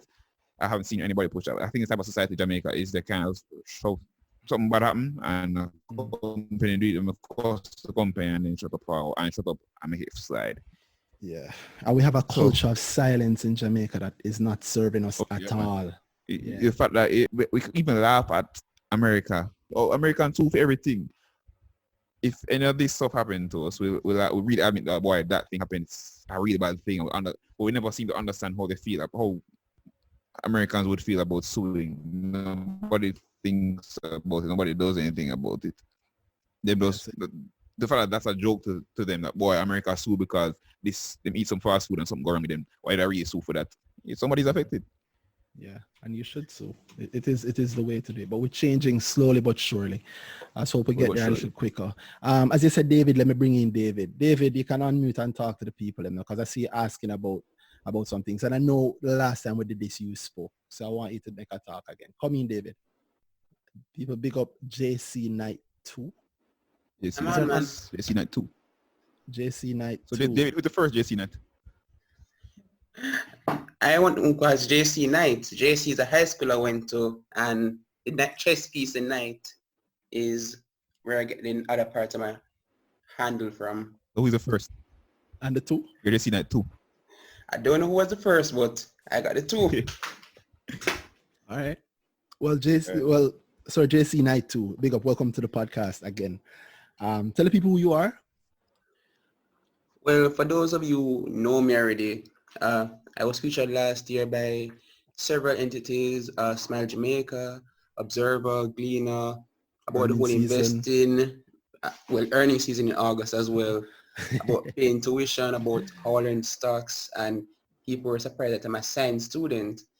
Other day I was in a session where lawyers were talking about setting a company, and they were like, wait, are you a law student? No. In an economics class? Are you an econ student? No. And that's just how I am. I will take the time to learn something because application does not extend only in one field. That's just how I see things. You connect the dots wherever they are. You have to connect the dots. Yeah, man, That that's a is where great we skill to miss David, opportunities. there's something I wanted, but in the introduction, you need to say the founder of Finance with the JA, you know. You need to plug that one. Oh, That Finance is- Twitter JA for sure. Yeah, that is Hashtag 100% Finance true. Twitter JA. That's I have some more 100% threads true. to come out. Yeah, It's so not David, easy. sorry to cut you, David. But I want people to understand what you're doing. So David is younger. He started out by himself. He taught himself how to invest, and he's been doing, like you say, not into econ and not into math. And he also is the person who started Finance Twitter JA. He's the first person to use the hashtag. He's the person who contributes so much to it. And recently he's been doing this thing where he just breaks down companies and give analysis. But David, not just that. That part is easy, and we'll always come back to that. But I want you to talk about this on the Corona episode. Coronavirus! I want you to talk about just what's been happening and how you see the market, meaning the drop that has happened since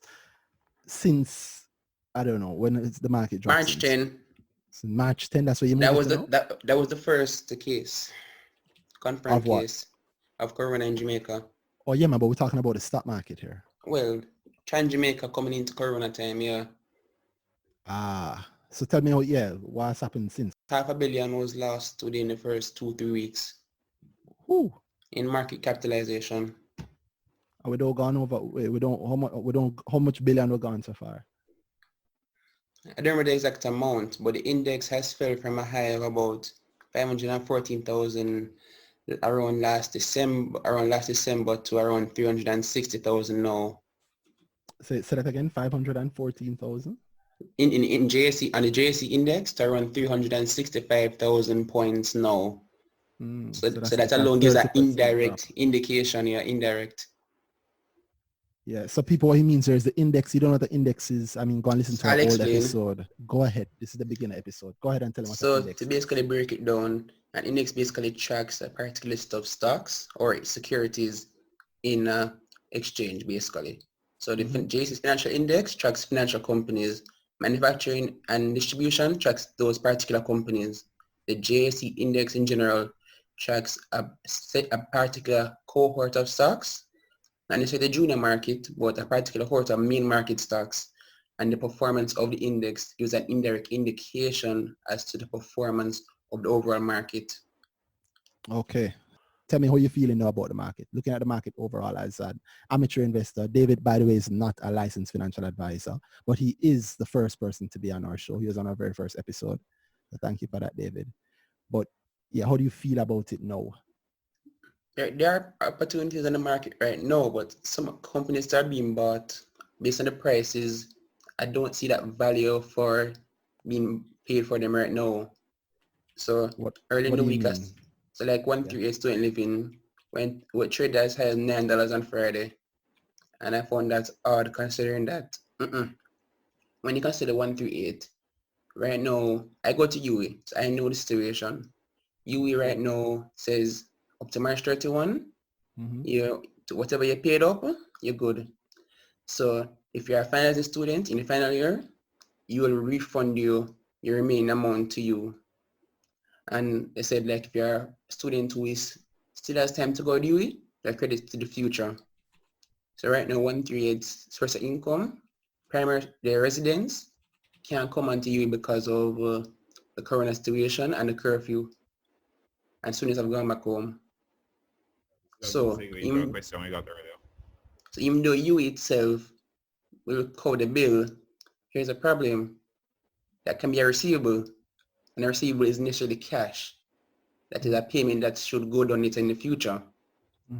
So when you see one trading for $9, I don't remember the book value right now, but to pay that kind of premium for the stock, I don't see it's been worth it right now in the current present term.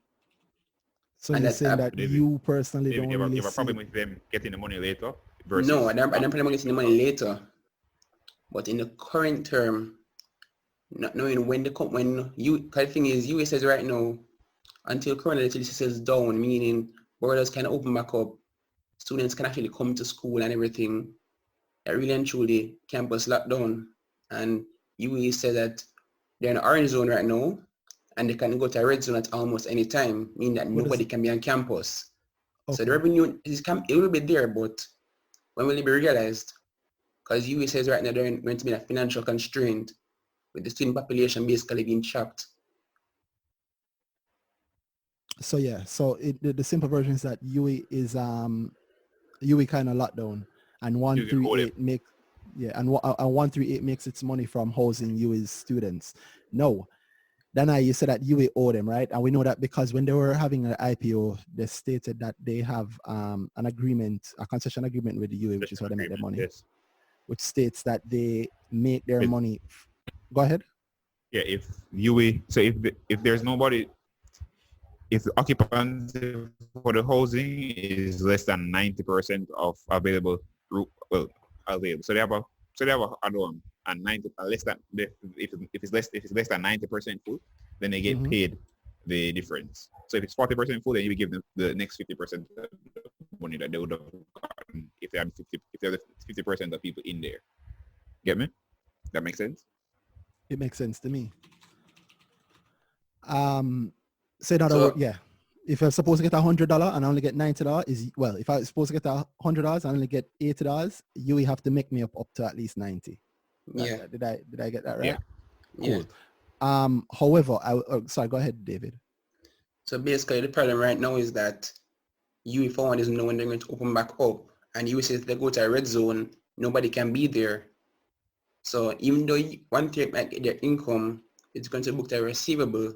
And right now, UE said that they're going to be in a financial constraint and we need to call on to the government to support operations for the going future. But governments do support operations generally, I think. No, they say operations, but they're talking about to generally just draw down on the government right now because UE itself was moving away from regional funding. They're trying to become more independent in a way because the government's saying they're going to cut down on funding going forward.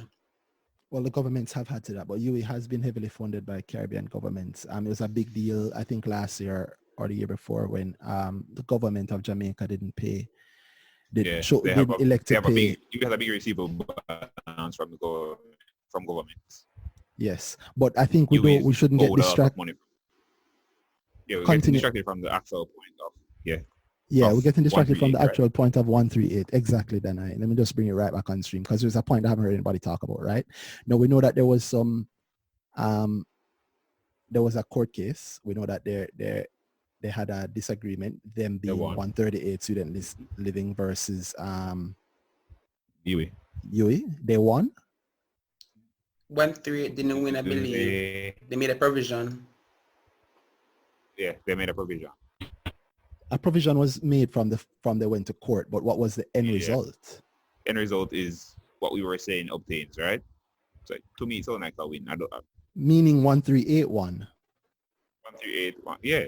So the decision was upheld. Now gotten the money. Yeah. Perfect. So we're agreed that 138 won and the decision was upheld. Now, having said that, I would say. Hey there, cool cats and kittens. Hi guys, Randy from the future here. Just listening to this while editing it and wanted you guys to get some clarity because I think we weren't very clear just now.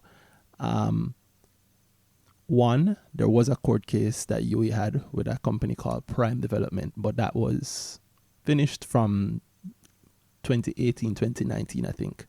And 138 Student Living did lose that court case.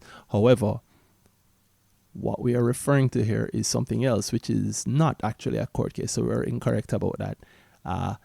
It is just a concession agreement, legal wrangling, let us say, but not in actual court. So they sorted it out amongst themselves and the lawyers.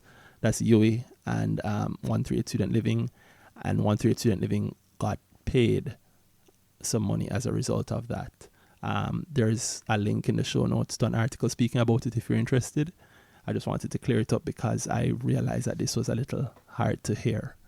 So back to the episode.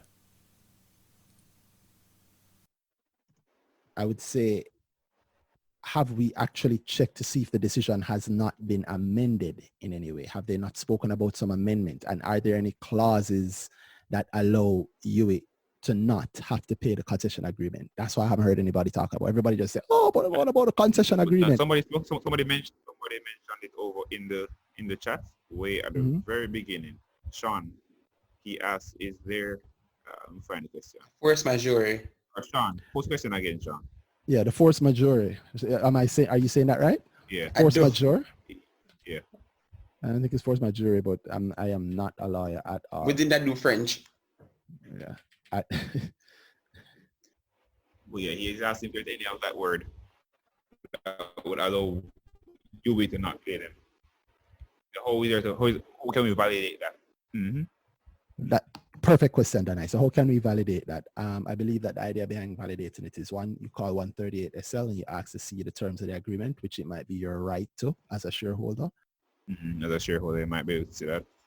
You check on Google just to see if there's anything mentioned in the articles around it or around the court case.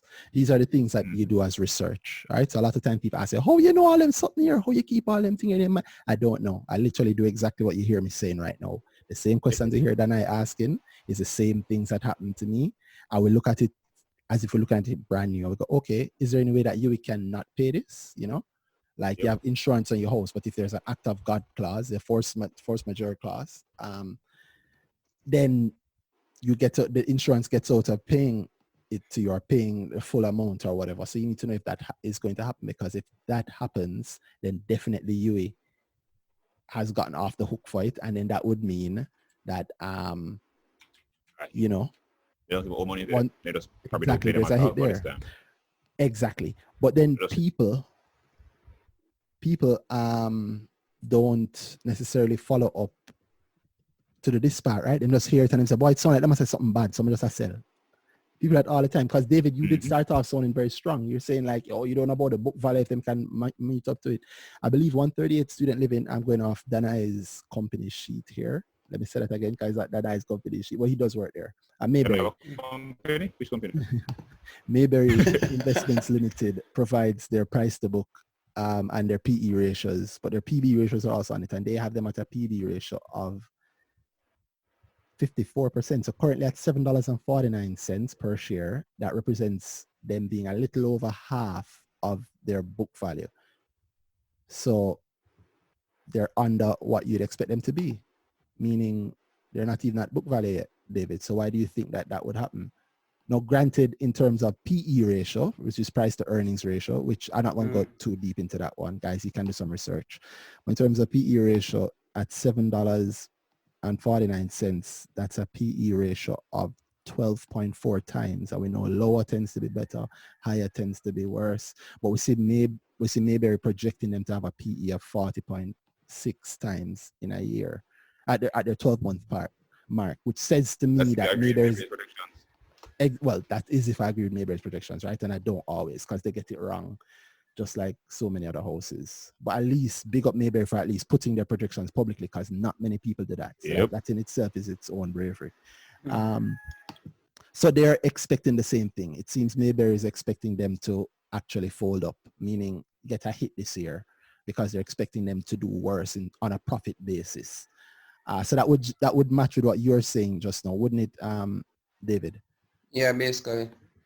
So not necessarily that I'm saying that 138 is a terrible company or doesn't have any value or whatever, but I'm saying that in the current timeline, basically, to get to pay for a premium right there, because you're saying, because based on what you're saying about the relation to the PB with the company's current price and everything, I don't see paying that premium to be worth it in that regard.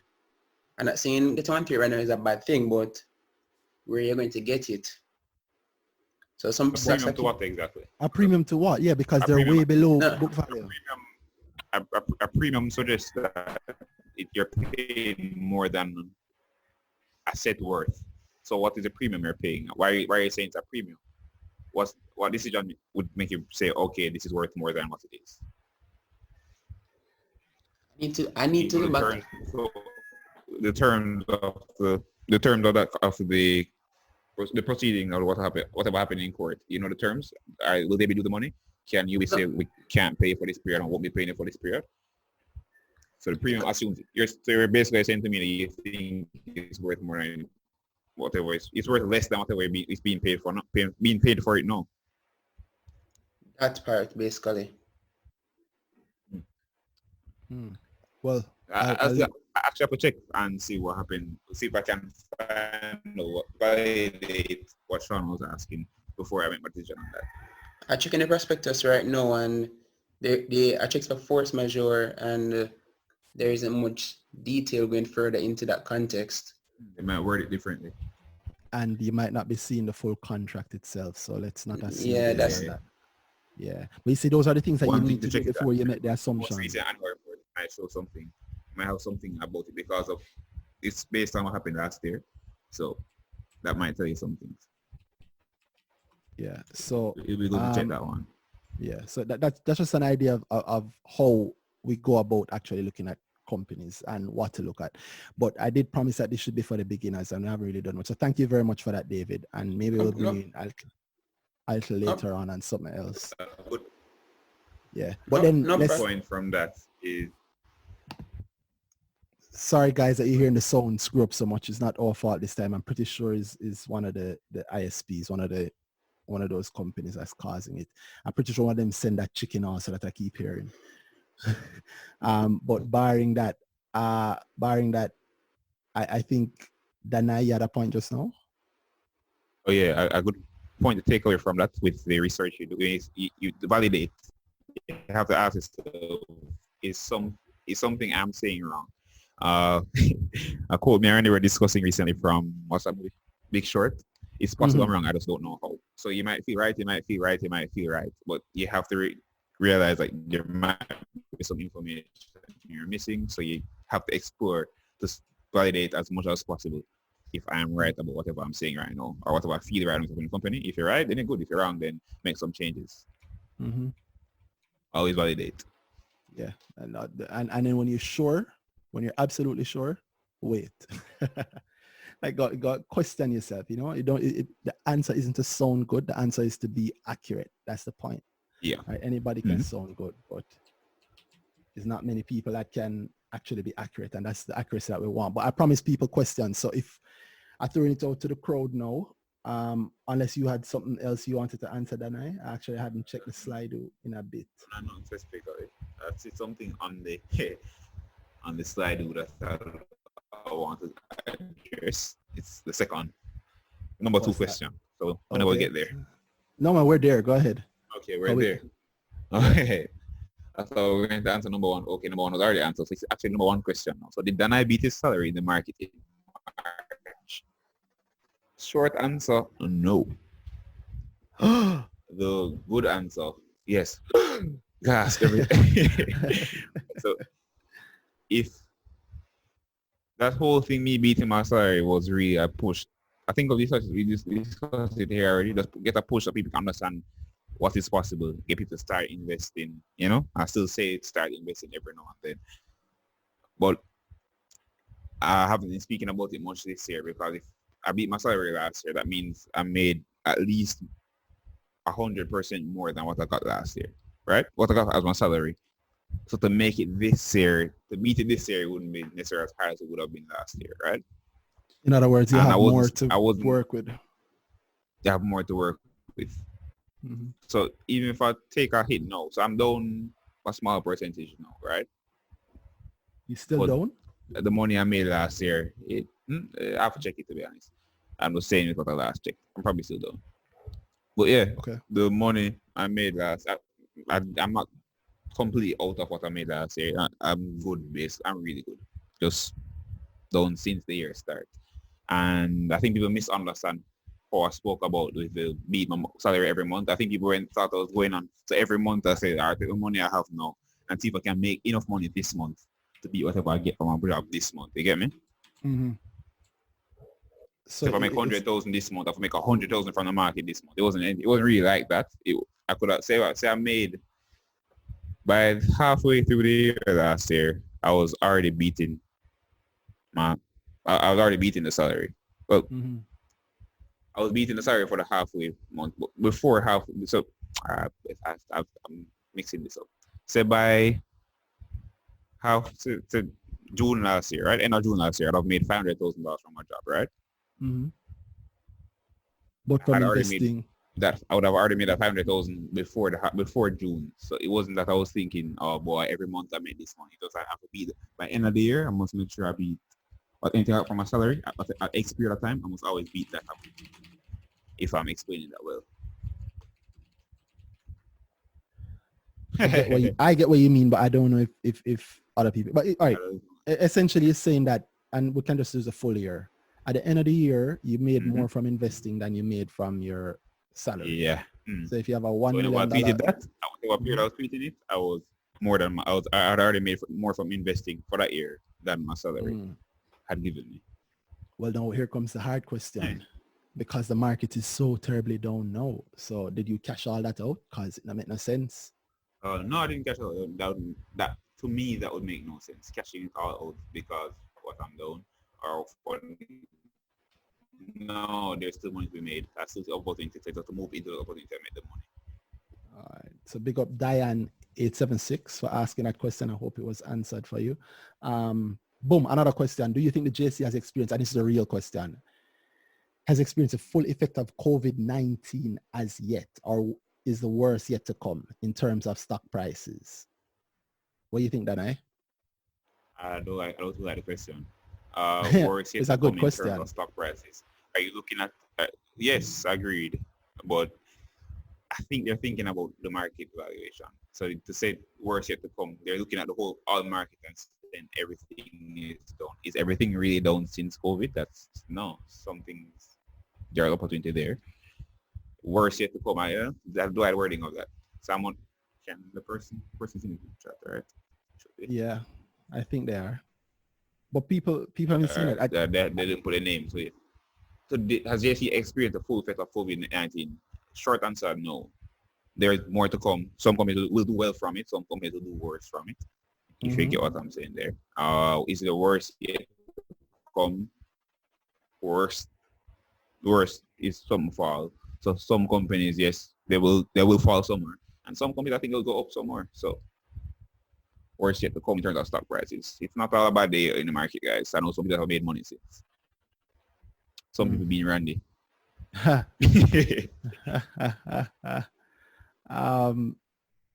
So do I think the JC has experienced a full effect of COVID-19 yet? No, actually.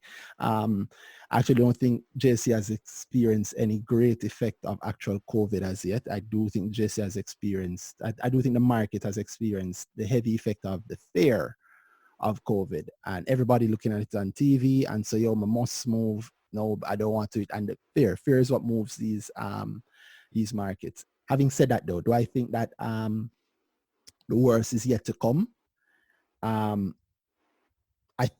don't think in that way. All right. But I know what people really want to hear. People want to hear whether or not, yo, I think it'll drop, you think it'll drop more. And the real thing what you want to hear when you press them is that they really want to hear about for them specific stock. And I must know exactly what them stock is, right? I can't always know whatever your stock is, guys. I'm sorry. But here's what I will say. Especially people who have been to grow would know this. You start with your goal. You know exactly what it is that your goal is. You look at the market, every time you look at the market, you need to be asking yourself, is what I'm in now still projected to give me my goal in the time that I have the goal? Or maybe give you it already. Maybe you went into Fontana hoping to maybe make a 50% and you went in at IPO. And now Fontana, even after it dropped, or even before it dropped, Fontana is at, when it was at $7, at $8, right? When you got $9, and you go, yeah, Fontana, $9, great. You make 900%. Fontana came to the market at what, $1 something? Or $1? $1.88. 188. So you know, not 900%, but you make a good, you make a good money off it, off the Fontana there. The fact that you didn't have a goal is why you stayed in it, right? And you didn't have a clearly defined goal for yourself is why you stayed in it. And because you stayed in it, you know, started to pay attention, not to a goal, not whether or not you got there, but to whether or not the stock price move or whether or not the people on Twitter are saying something nice about it or bad about it or what them saying on the news, right?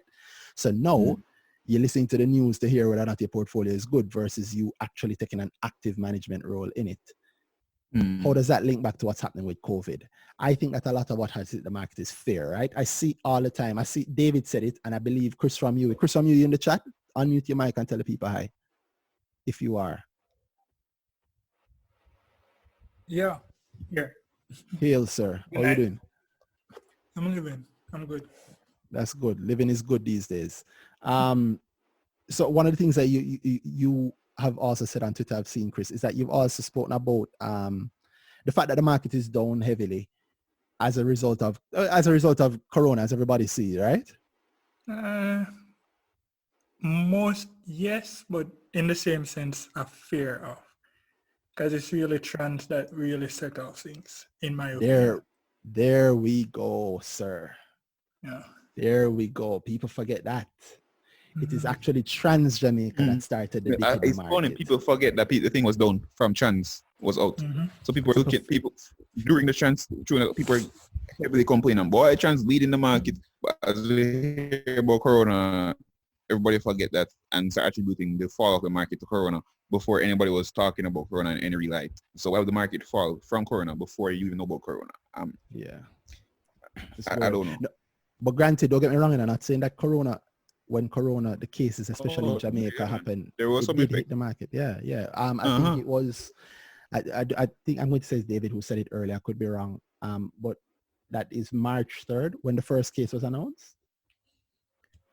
Whenever the first case was announced, you can see on the JSC, you can see the dip in share price on the JSC, like the pronounced dip, and it just went all the way down there, right? No. That's where people really are. The thing is that if you're paying attention, you know that what happened before that was that a lot of known, heavy, strong, want to make 300% from them in the past companies started to dip. Yeah, Fontana is a good one. Fontana dropped all the way down. Well, that dropped from before to about 6, but dropped all the way, got $3 something. $3 Right, $3 a little bit. The big dog NCB, I'm not touching that because at 30% of the market, NCB movement is pretty much the indexes movement. And when NCB rises, you'll suddenly see it rise. There's a tweet of mine from years ago where I said, in a couple of years, everybody will be a star because NCB will fly in share price and all of a sudden everybody will know how to invest. Said that then and look at where we are now. But funny enough, NCB has fallen and all of a sudden nobody not talking. I don't hear nobody telling people what to do if your money's in NCB. Nobody deliberate, nobody has asked up front, but I will pretend somebody did an answer it. Like what you do if you have the NCB shares and you see it drop. Can you imagine if you bought NCB at 150, a year ago? And you were so happy because it got all the way to 200. Sorry, to 200. Hey, what's that, Randy? What's up? Oh God, I cleared my throat. Oh Lord. So what's up? We have a case here. Oh my gosh. Loading. Update coming. Loading. So and by the way, it's not a cough, right? It's just late. That's all. It's I don't have anything. I hope. Doctor's prescribing rare man orange juice. I will have some of that post haste. What was I saying before? I've lost the point again. You go make it Corona, take it out of my mind. Oh God, that's the problem with Corona. Memory loss. You would know. Yeah. NCB. You're talking about NCB. Yeah, I'm saying who's going to talk to the people who have seen them NCB drop on them on if they must sell it or they must come out. Guys, I can't tell you what to do. Right? I cannot tell you what to do, but here's what I can tell you. You buy a company based upon its fundamentals. And in my personal case, I buy companies based upon my expectation for them to grow in share price between where they are now and where you intend for them to go in the time that you need them to go. So if my goal is 6 months down the line, because 6 months from now, I want to buy myself a Bossy watch, then I need, if I am going to look at the market and say what stock can grow. Let's say I need 20% to buy the money, to get the money to buy the watch. What stock can grow 20% between now and 6 months? Boom, you know how to invest. There we go. It is that simple. Is it easy though? No. So, and no matter where the market is, you're always looking at the market where it is currently, and you're also looking at the market where it is currently, and you're always projecting it forward. We buy stocks for where they're going to be, not where they are now. So if you are looking at NCB at 145, 154, one whatever, and you're like, Jesus Christ, but it was at 200. When it was at 200, did you think it was overvalued? Truth is, you never really know. All right, you don't say that, but you never really know. And you think it overvalued, but the price dropped. You need to know what's happening. You need to know what's going on. You need to know why the price dropped. But you also need to know, well, no matter what, you need to know what moves stock prices. Now, if I were to go into that, this episode would last hours and hours and hours. I'm not doing that to you guys, right? We're gone almost 2 hours already. Yeah. But what I will say is that you need to have your financial education up. But if you're actually in that stock and you actually wondering if you must sell, NCB is at its strongest ever right now.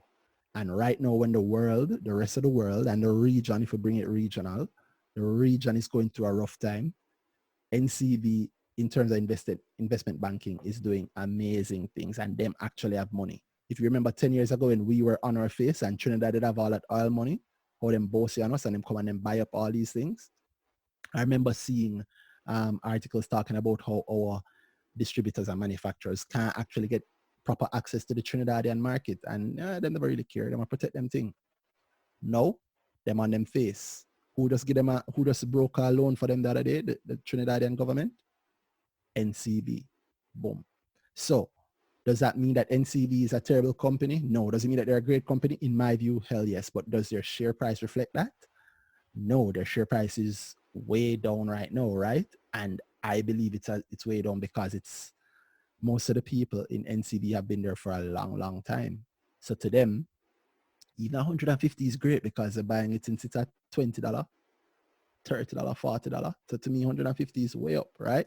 So I have no issue selling 30 million worth right now and putting it into something else. But you have to, the person who don't have that 30 million worth, the regular man or woman with 100 grand or 50 grand wondering what to do, you have to look at what is actually in front of you. Eat the food that's on the plate in front of you. NCB at 154.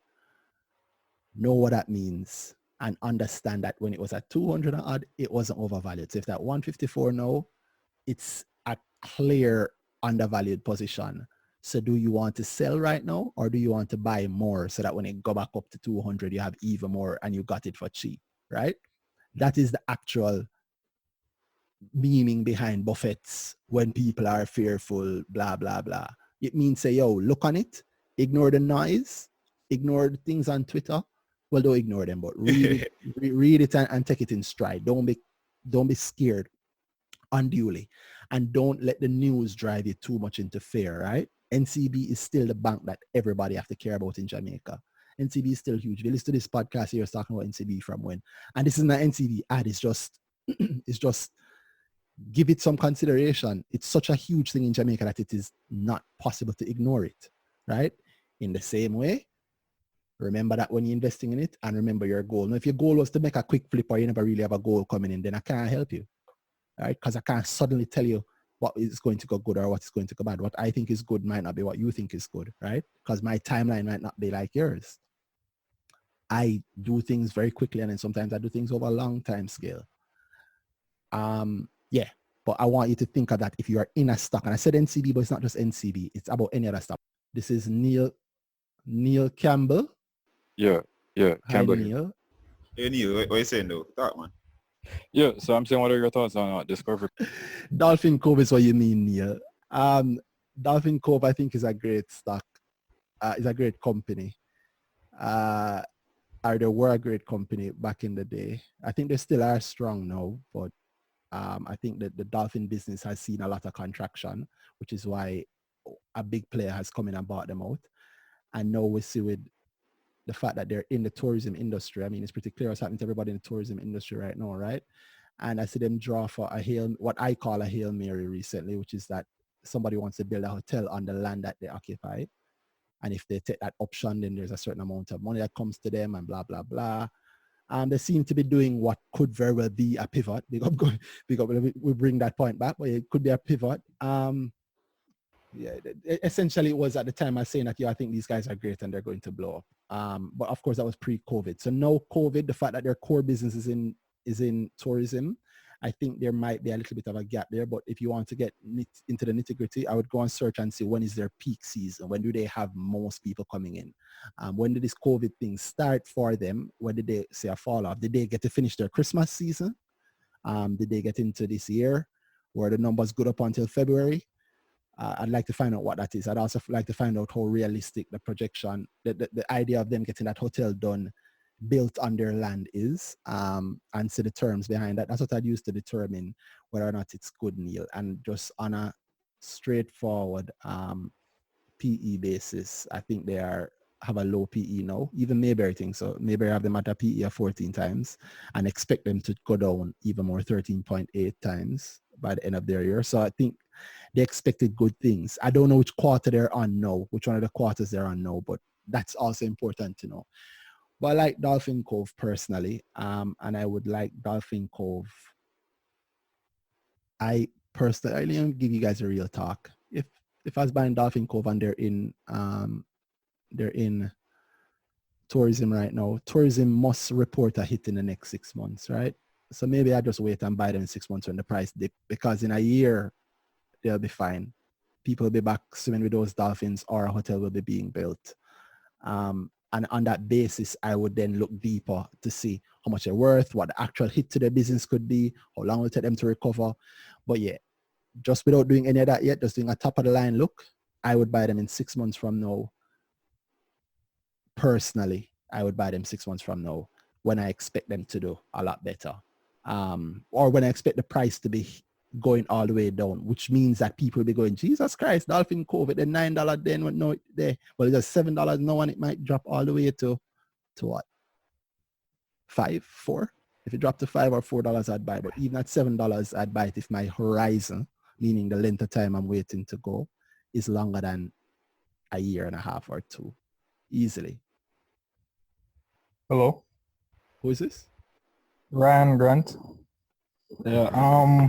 What's up, Ryan? What you do? I'm good. I'm a second year medical student at the University of West Indies. Oh wow. Are you home now, or are you like in the? Oh, definitely home. Definitely home. So they haven't called you guys in yet? No, well, I volunteered with the ministry, but it's for like call center type work, not where our faculty dean has promised that we're not going to be put in harm's way. So we're not going to be involved in any of that physical contact. Okay, well, count your blessings, Ryan. I hope it doesn't get to any point where you need that. But yeah, you had a question, Ryan. Do you think the crisis will accelerate Jamaica into self-sufficiency or anywhere close to that? Do you think Ryan. Too? No, I can't answer that quick. It's 2020. No country is self-sufficient anymore. America isn't self-sufficient. China isn't self-sufficient. Jamaica not gonna be self-sufficient. Yeah. Well, since you answered that one quick, then I can like ask another one. Ran. Ambition. Continue. Go ahead. That's ambition. Right. Supreme Ventures took. Well, I'm assuming they took a hit by losing the bars.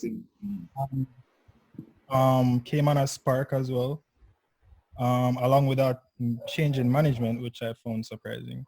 How do you think they will fare? Took a hit from the change in management? Pardon me? You think they took a hit from the change in management? I wouldn't say they took a hit, but I guess change in management can come with its own challenges, adjustments, new ideas and stuff. True. But out of the change is coming from people that are already in the company. What I'm assuming you're speaking about the chairman, people. The new CEOs are from within the company as well. So they already in the direction. Whatever changes are happening, they can already take it on. Okay, so cool. It might not be that bad from that perspective on that one, but there will be challenges from changing management. Took a hit from bars, agreed. Came on as Spark closing down, agreed. But then I want to turn this question into a question for you, because you're going to ask, how do we think they will fare? It's a kind of open question. So this is where it goes on to research for you specifically. You have to look at how Cayman and Spark affects them. What will be cutting revenue from Cayman and Spark before how it affect them. What kind of expenses that will be cutting down from the closure? What kind of expenses will go up from the closure? You look at stuff like that. So you look at the bars. How much money were they making from having whatever sales they're getting through bars? How much money were they getting from? How much money were they getting from Cayman? So you look at that and then you analyze how will they fare. I don't know too much in my head, so I can't tell you about it with a 30% hit in profit. I can't tell you that. So you get me? So this part is heavy research. You have to look deep into the company to find what's happening in the company, what they do, how they make money. You can even look, maybe they're better off on some fronts too. You can look into that. Okay. That's my answer. All right, thanks. I'll look into that. Randy? Yeah, man, it's a strong answer. There's much to add to that. I mean, it's literally just because you hear about something on the news, you don't mean that you should be fretting yourself about it very much. You see that Cayman has had a hit, exactly what Danai said. Just go and quantify what. That's all we talk when we say quantify. Find out what it is. Remember when it was a big deal because, oh my God, we Cinco lost. They're not going to be able to make any more plastic bags. Yeah. And it turned out that was worth what to them? $2 billion in revenue, not much profit. Or even if it was more profit, I mean, they replaced it very quickly. Yeah. In fact, there was not even a hit to us as shareholders. They replaced it before the hit came because they're proactive in terms of managing. Man. Yeah. I can tell you this, big up man like Stupert on Twitter, because Stupert, I saw do a thread where he was pointing. He had the same question, or a similar question asking about Cashpot. And he went and found out how much it was that Cashpot impacts SVL. Cashpot is a little more than half of their earnings. Their revenues, I think. I don't remember how much it was in terms of earnings. But yeah, that's the kind of research you need to do. So if you go and you check on, boy, you know, the last Cayman, but it turns out Cayman is what? 20% of their earnings. Maybe it's not that big a hit. And then you think, okay, what else do they have that could make it up, right? So you look on a company, you think, how can SVL as a company grow during this COVID time? How can they keep things going during this COVID time? One, your assumption that people stop playing Cashpot, is that as true? No, I'm not assuming that people stop. No, I'm not saying that you are, but I'm saying that, well, think of that. If you're not assuming that people stop playing Cashpot, what are you assuming? Well, I'm assuming that people would stop playing, well, not stop playing, but the ability to play the games would be decreased because most of the retail spaces that they would have had the opportunity to do that would have been compromised. So I was thinking about that. You're thinking that they're what? That most of the spaces that not Cashpot, but like the Lotto and those stuff, most of the spaces that they would sell out of the same machine. Pardon me? Lotto, Cashpot, all of them sold out of the same machine. Oh, well, I don't gamble, so I wouldn't know. Yeah, but you have to know the companies. You have to know what they actually do for money. Lotto still on TV? It's Lotto on TV, right? And the Cashpot draws, so somebody buying, right? Brother, them could have tell you how much COVID case they are right now. If them tell you around the Cashpot time, that have a pause. No, they run them at the same time. There was a press briefing, a COVID press briefing, and they split the screen. So one was on Cash, one was on the Lotto draw, one was on. Yeah, bro got big when the bigger than the Cashpot. I know how strict Cashpot and those things can be in terms of airing, because I know they do have a regional. They're involved in regional Lotto as well, and those things are time sensitive, meaning that they have to be done at a specific time. Otherwise, precisely. Yeah. That's one thing that people always ask. How can that be? There must be a reason for it, right, very guys? Contract. Yeah, the contract, I think, requires that it has to be done. It has to be visually seen by people. Because you remember, this is Jamaica, where we're coming from, drop hand, where people think that, yo, the man play something. So you have to show people the ball, then they actually blow, and they actually still go in it, and the draw was actually all the balls have to be a certain weight as well. Exactly, and at the end of the day, people still think it fake. Yeah. Even though it's obvious that it's fake, but it's fake. It's not fake. it is the trick is in front of you. You pick one number out of 36. That means there's only one number can win, and the other 36 must lose. those odds are terrible. Right? If you then I think on a previous episode made a joke. He said, if there are 36 doors, if you go through one door out of these 36, you'll die. Would you go into that house and try and guess which door it is? You just avoid the whole thing, right? Well, Ryan, you sound like a leading, but my point is that my point is that people who think that it's fake are so strong, have such a strong voice in Jamaica that SVL has to make it known, obviously, that it's not fake, which is why no matter what happened at the contracted times, it have to come on. It has to come on, yeah. Having said all of that, though, thank you for your question. I hope you got an answer. The answer is that you do need to do some research, but don't worry about that. Find out what.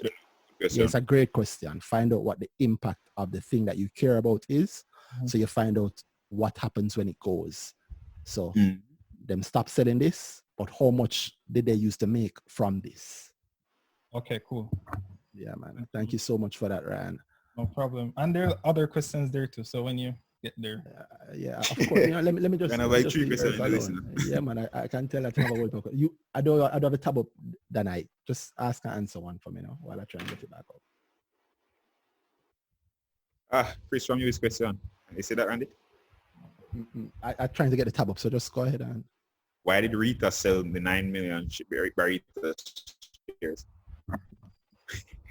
Rita Humphreys Lewin? Yeah. That's what he means? If you can do one Rita, I think.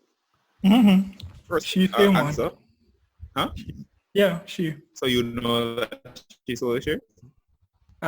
Did the research, top shareholder list, only person with that mean. It's either her or no, it's her, because I said director. Okay, cool. So I think it's her too. So why did she sell? Why did she sell Chris from? Why did she sell? I'll call her and ask. Call her and ask. Wow. Because I can't. So I hate this type of speculation. I can't. There might very well be something there, but if there's no connecting factor where you can get up and say, "Oh, yo, this," you can connect it to anything else externally. Suppose she just wants to sell and cash out and make her bag of money out for this because that's still more than what she sold the rest of the company for, right?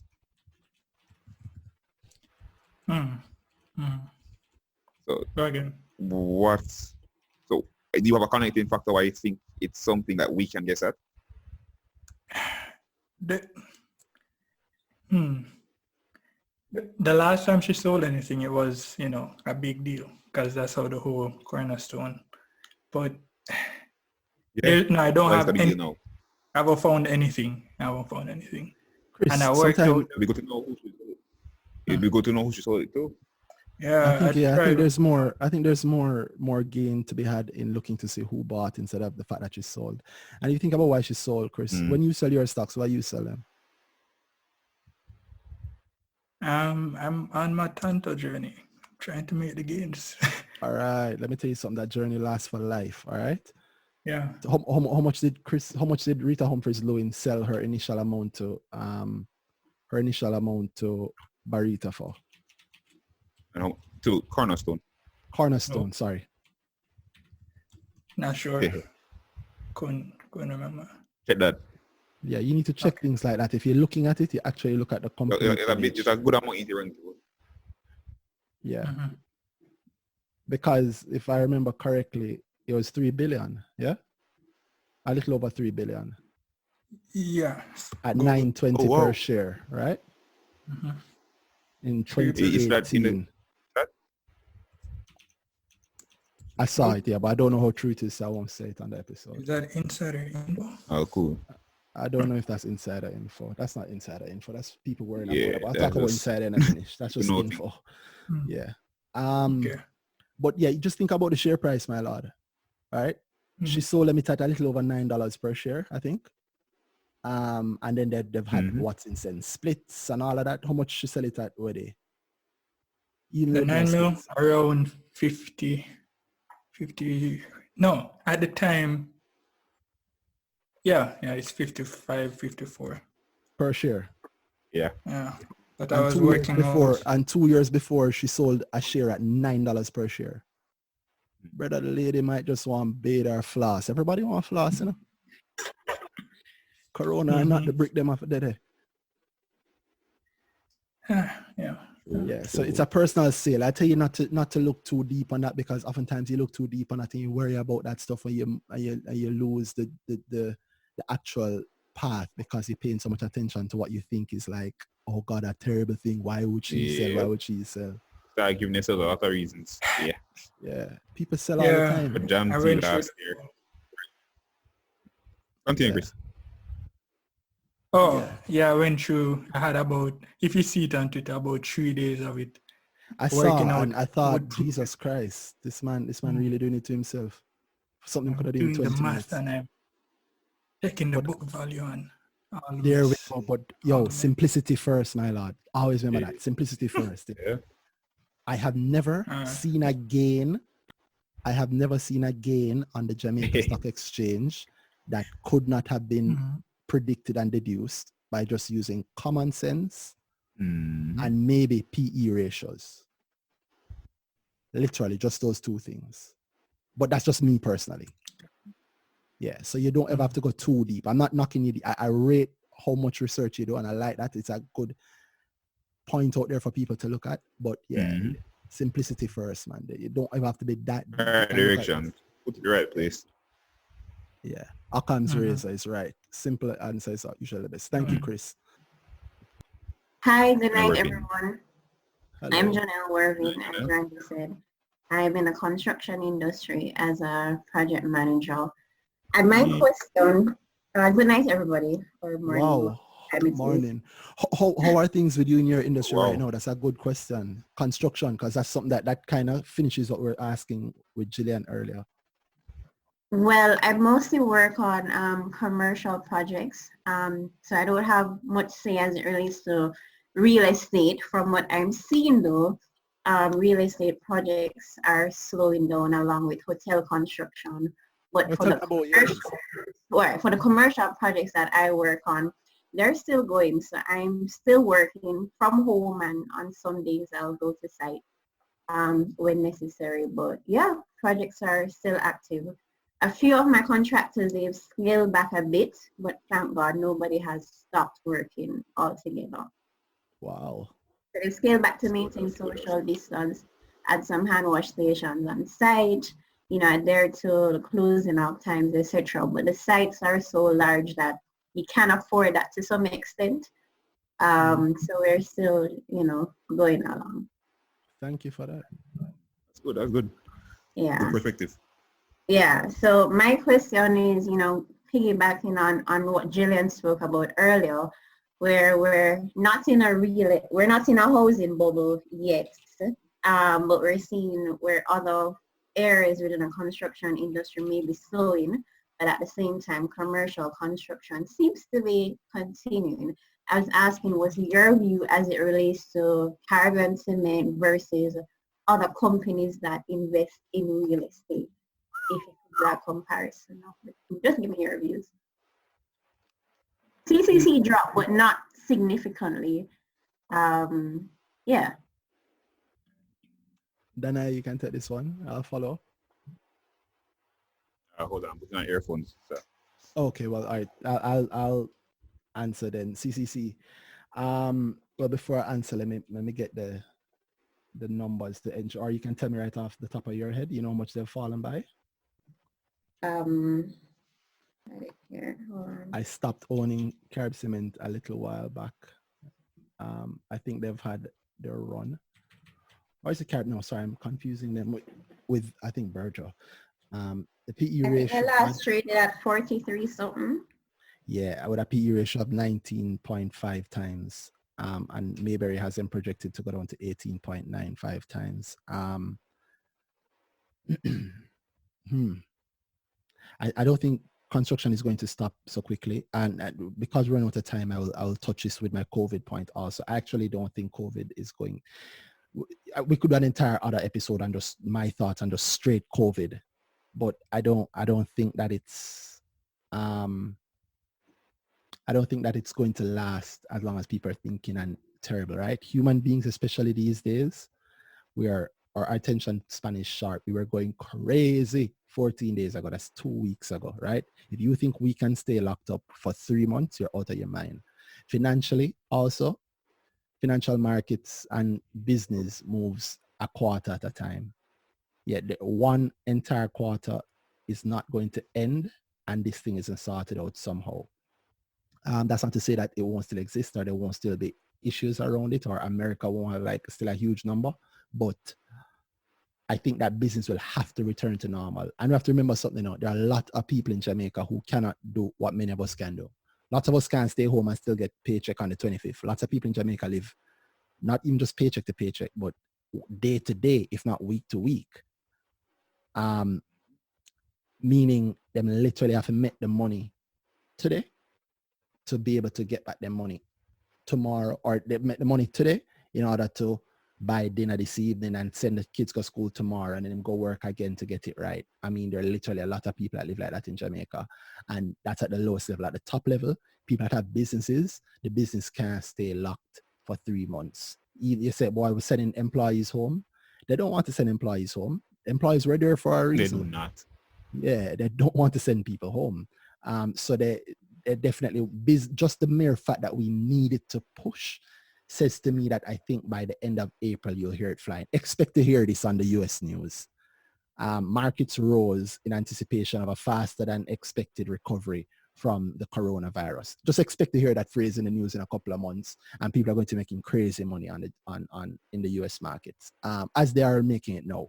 But carrying it home to your Carib Cement point, Carib Cement makes money from straight up cement. They have export sales and they have local sales. And you yourself said it. Construction at the major level, which is the level that you work at, commercial construction, has slowed down, but it can't really stop, right? If I make a big move to create a big shopping mall or a big hotel or something, and we're halfway through it, we can't stop. That's death to stop. We have to keep going. We have to keep buying the things. Clients want a return on their investment. I mean, they understand the situation, but with such massive investments. Exactly. Like exactly. Yeah, you know, they still want a return. They're not concerned about the construction industry. They want that end product so that they can start, you know, getting their investment. That's so exactly it's it. like a rock and a hard place, because while they understand COVID, they're still saying, okay, well, you know, what's happening? Is construction going to stop? Money on this side. Yeah. Yeah. If you want to get a good idea of people, extremes are often very similar, believe it or not. If you want to know how, I believe, this is my personal belief, you want to know how the top end of society might see COVID on a macro level, look at how the bottom end of society is treating COVID on a macro level. There's that video about the guy who's saying that, boy, no matter if him get it or not. I don't mean the guy in the road who was being an idiot. I mean a guy who lives on the road saying that it no matter if him get it or not, because, yo, look how I'm living. Things kind of bad already, right? And at the top end, yeah, it kind of bad if people get it. I don't want people to get hurt. I don't want people to get it. But the reality is things still have to go. I can't shut my multi-billion-dollar business down because of this thing, all right? Because if I shut this business down, right, 200 people are going to have to go home. I've seen Mobe call center people are getting sent home. That's hundreds of people. We can't afford that. So it must fix up. What I'm happy about for Jamaica. Exactly. What I'm happy about Jamaica is that can't stand that. A country can't stand that. Exactly. I'm happy that it's happening everywhere in the world. So it's not that we are losing something that somebody else is getting. It's that something is just being stopped or paused. You get me? Yes. And it's going to be a very quick race in the next 4 to 8 weeks to see who can be open quickly and say, hey, guys, we're back. In fact, if you're hungry enough and you're skilled enough and you're running a big enough company or you have certain contracts that you want to get onto, I'm talking like mostly BPO here, but it's for anybody. You might very well have an opportunity over the next, I'll be generous and say 2 to 3 months, in which you can grab contracts that other people can't grab. Because, yo, the graphic designer, them, they're Florida, but Florida right now look wicked. But guess where things look good? In Jamaica. Click, click. I have that contract now. And you might do such a good job that you keep that contract for longer. And I think that is a lot of what is behind the try and control the curve, flatten the curve sort of narrative. Because yes, it's not to overwhelm the hospital facilities, but it's also that at some point for the entire world, this is going to have to restart. And we need to be first out the gate. We need to grab those opportunities as soon as it happens. You notice what Proven do? Proven never cancel the APO, Then postpone it and then give us a date. You know what I'm saying? By June, coughing, sneezing are fine. That have to come road. It's the same sort of thinking I'd bring to Carib Cement. So if you're buying Carib Cement, and it always comes back to what your personal goal is, but if you're buying Carib Cement and your timeline is longer than a year, this might be a blessing. Unless you think we're going to stop using cement. No, I don't think so. Styrofoam houses. Styrofoam. Thank you very much, Janelle. Do you have any other question? No, that's it. Thank you, guys. No problem. Thank you. Good question. Thanks for your very much. perspective. So this is Bridget from Canada. I work Bridget in from IT. Canada. Hi, Bridget from Canada. Bridget from Canada. So I just saying, would you say like right now or 6 months from now, after COVID and everything, or like now that the markets are down, would you say that the Jamaica Stock Exchange is the better bet to put your money in versus like the New York Stock Exchange? Ooh. If you have less than 10 million Jamaican, hell yes. Okay then. Yeah. All right, that was easy. Yeah, hell yes. I know it better. Yeah.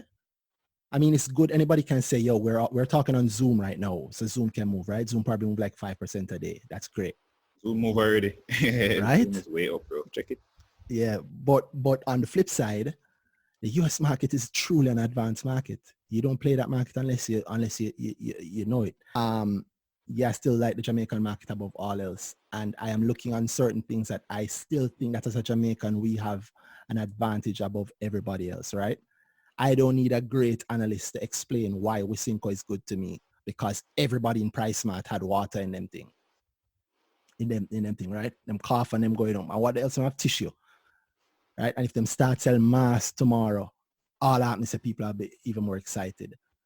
Big up a former guest of ours on this show, Manny Schwarter, who has been pushing heavily to help our doctors. I seen doing some masks. So 3D printing some masks, I think. So big up for that. But yeah, going back to like looking at the market and looking at like a Wisynco, I can tell when a Wisynco is moving easier than I can tell when TikTok is going to rise, right? Drake might do a new little video, and yeah, TikTok doing good, but I don't know what that means in terms of real dollars. But I know what no water on the shelf for 1 week means, right? Some things are easier to look at in the US market. Amazon in 2 years is going to be massive. This is a great opportunity for them. They're not wasting their crisis. The fact that them stop selling certain kinds of products to sell others just shows you how huge it is for them. But they're ingrained in the US society right now. In the same way in Jamaica, there are things that are ingrained. NCB is ingrained in Jamaican society. And you can tell when they're moving well. If suddenly people start buying a whole lot more cars, I know what that likely means for JetCon.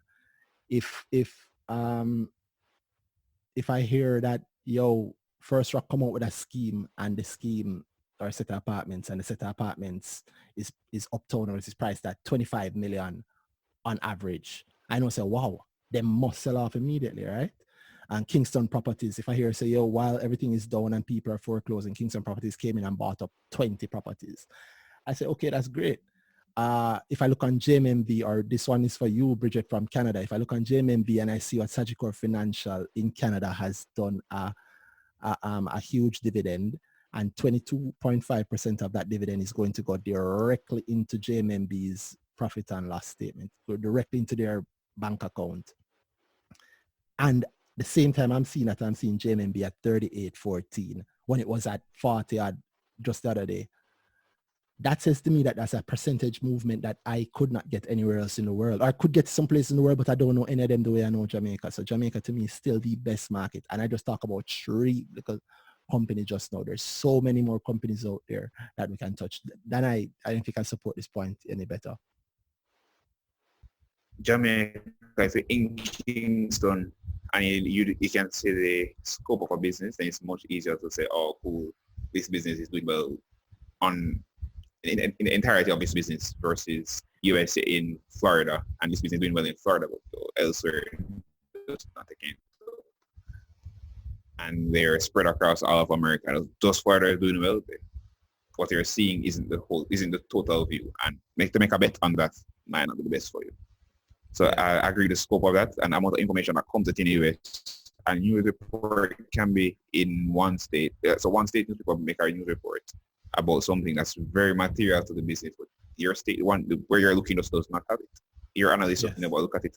Then you just missed on key information and you can make the wrong decision on the business. It's very often in looking at the American market or just looking at companies in this market, then you can see that happens. But it's much easier to verify versus US. So much information, you might read the wrong report because you read 50 reports and 51 have the thing you're missing. All right. Bridget, did we answer the question sufficiently? Yeah, man. All right, great. Yeah, I still believe in the Jamaican market. The second I don't, you guys will hear first. Hi, good night. Good night. Okay, KR. Alright. Resignos, I was the one who asked the question. Okay, you have to give a little talking first, man. How are you doing? I am well, thank you. Working from home some days. Every other day, actually. What do I say? Your choice or the boss choice? My choice. Are you the boss, Kate? No. Okay, you want to tell us where you're fighting? Kind of consultancy. Oh, wow. You're unemployed like me. Well, not... well, if you want to put it that way, but not quite. I put it that way all the time, but I understand what you mean. I'm not unemployed at all, but yeah, I get you. Right. So what's your question? Okay, my question was the one about signals. I'm new to the stock market. My first stock actually was Fontana in 2019. And I'm happy that I started with that one because if I had started now, boy, I don't know how my emotions would have been. But yeah, so Signals, I like the company because I've done what kind of research that would be now, I guess, qualitative. And I feel like the leadership of it is strong based on some questions I would have asked of some people about, how strong does the governance look? And also I actually did someone actually helped me look at the financials, look at the books, and they look quite solid. Right. I don't really understand everything, but I was learning the earnings per share thing, and I actually reached out to Dana and I was saying the PE ratio is almost exact to, what was it like? It was almost 20 times. So why do people love the company so much? But I think it's because of where it is going. That was my conclusion at the end of it, because it seems to me that it was things that are below, good companies that are below the market price that people normally go on for it to rise to the market price. But that one was almost at market weight. So it's a lot of concepts I'm trying to understand. But I like the company now. My question is their exposure to tourism based on their pie chart would be most in terms of loans, private equity that they give to the different sectors. With what is happening with the fallout in tourism at the moment, I was weighing between how will they react in terms of will people be defaulting on these loans? I don't know how tourism is structured. I know it's seasonal, but I don't know how easy it is to pay over the loans versus will persons take out more loans now because they need to recover and get back on track within the next 6 months to a year as people build up their confidence to travel. So I've been trying to figure that out. Haven't reached very, very far, but I'm hoping for the latter, which would be people taking out more loans to try and boost the recovery in tourism. I don't know what are the thoughts on that in terms of their exposure. What is their exposure? How much of the business goes to tourism? Yeah. I know it's most based on the pie chart, The last one that I saw. So what percent is in the pie chart? I'm asking. Oh, you know, I don't remember. I think it was like 30, was it 30 something? I think it was something like that, but I don't have it in front of me right now. But I know the last time I looked at it, it was something like that. I think the one previous to the last one wasn't, but I think that one is about, I don't know, but I know it was the majority. At December 31st, 2019, they had in tourism, I don't see actual breakdown on what I'm looking at. I'm seeing hospitality being at 32%. So I'm assuming you are assuming hospitality is tourism. You're right. It wasn't tourism that you said, it was hospitality. You're correct. First lesson that we have to look at what's there, not what we want to be there or what we're afraid is there, right? So we have, right? That's not to say that hospitality isn't still going to get a hit. We can't knock that. It might get a hit because nobody's going out to bars and restaurants. No, I hope not. But they still have a hit to get there, I suspect, in the medium term. But then the second question I think would pop up now would be, what does Cygnus do for money? How do they actually make money? What are the agreements? You said they're giving loans, but it's not like they're giving loans willy-nilly like the bank. They specialize, according to them, and I'm paraphrasing here, but they specialize in a special kind of loan, special kind of bespoke loans, let us say, where they customize a loan for a specific client in a specific way, and then they cover themselves being Cygnus here, they cover themselves with their risk in a certain kind of way. And that way in which that they cover their risk is multiple things, but one of them is that they're called mezzanine. The simplest version is that if you can't pay, we'll take some of the shares in your company. So think of it like you lend $1 million to Creamy, and if Creamy can't pay you in 6 months, they have to give you $1 million worth of shares. So you still get paid on the books. You get paid. It's just that you don't get paid in cash. You get paid in kind. You get paid in in another way. And we forget that a lot of times in investing, what we invest in here is value, and what we're trying to receive is value, not necessarily money. Money is a stand-in for value. I won't go back into that gold standard thing that we did the last episode, but money is a stand-in for value there, and a representation of value. And you don't want to ever be confused or being locked into thinking that just because something is happening now, they're going to miss out on the money. Because you're right, they've invested in a few places. We saw that article the other day that one part of the Cygnus group invested in Aruba wine. Yeah, the Aruba Wines and Spirits. Wine and Dine or something. So. Yeah, wines and Dine. Yeah, whatever that thing is in Aruba, I'm pretty sure they're not having anybody right now in their space. So obviously things might be down, but we also have to assume that these companies had a little bit of cash flow. They had some money in the bank, or they can get a second loan, or maybe Cygnus can give an extension. We've seen companies do that. We see Pulse give up a little bit of rental for the rooms. In the same way, Cygnus could maybe do that. Or remember, Cygnus is built for lenders Cygnus is built to act as a lender that specializes in giving the sort of loans that the bigger banks might not give, or in terms that the bigger banks might not be okay with, which means that they are ready to take on companies that have a little bit more risk. And so they've padded themselves for the risk. Now, if this COVID thing lasts 6 to 8 months and nothing still not go on nowhere, then yes, I'd start to fret about the hospitality and tourism sector, not just for Cygnus, but for everybody, right? Especially Jamaica, because that is where our money still comes from. But if it is not being looked at that way, if you're not looking at it from that perspective, then you have to consider that, okay, 2 or 3 months, they might just get a small hit and the people still pay them anyway. Or worst case scenario, they now own shares in a company. And in a year, that company could do anything. They could list those shares, they could sell them back, all sorts of things. So we have to look a little deeper to see what the companies actually do, to know what are the things that actually affect them, and then to see how much they affect them. Along that line, so we've been talking, I want to give you guys just a couple of tidbits. I mean, I always give the example of Grace. I don't know if it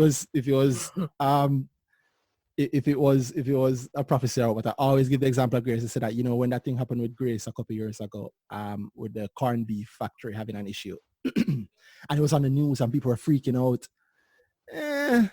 I mean, in terms of their sales, yeah, I mean, it might have a little bit of money up there. But the truth is, foods don't really make that much money for the Grace Group. What really make a whole heap of money for the Grace Group, which is what I always use as my example. I always use Grace and NCB because everybody know them.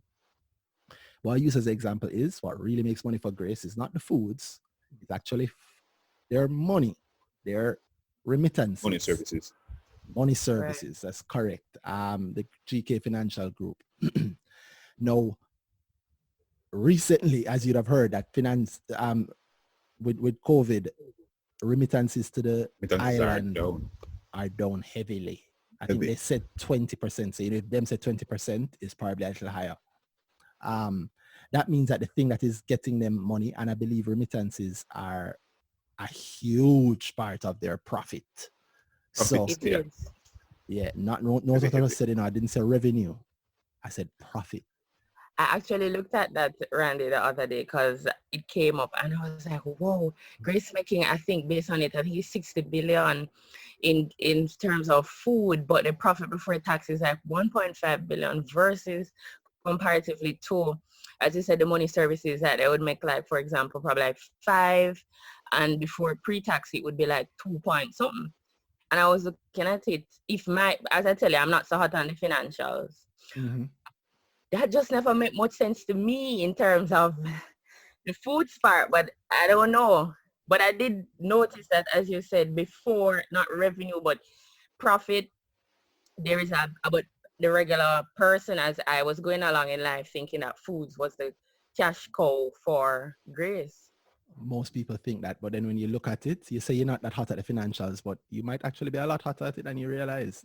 When you actually look at it, you're on the nose. All you can break down what their actual contribution is, and you can see. So now, am I fretting about Grace with the remittances being down? Actually, yeah. Now is when I'm looking at them and wondering. But at the same time, they were making big moves through their financial group recently, in my view, setting up to. So let's see how the timing on that works out. But I wouldn't be surprised if there is a bit of a hit to them. And what they have is money services to the entire region, so not just Jamaica. So, but again, sends but Randy, what do to you the think region about... are actually down. Sorry to cut you, but I just saying sends to the entire region are actually down. So it's not just Jamaica.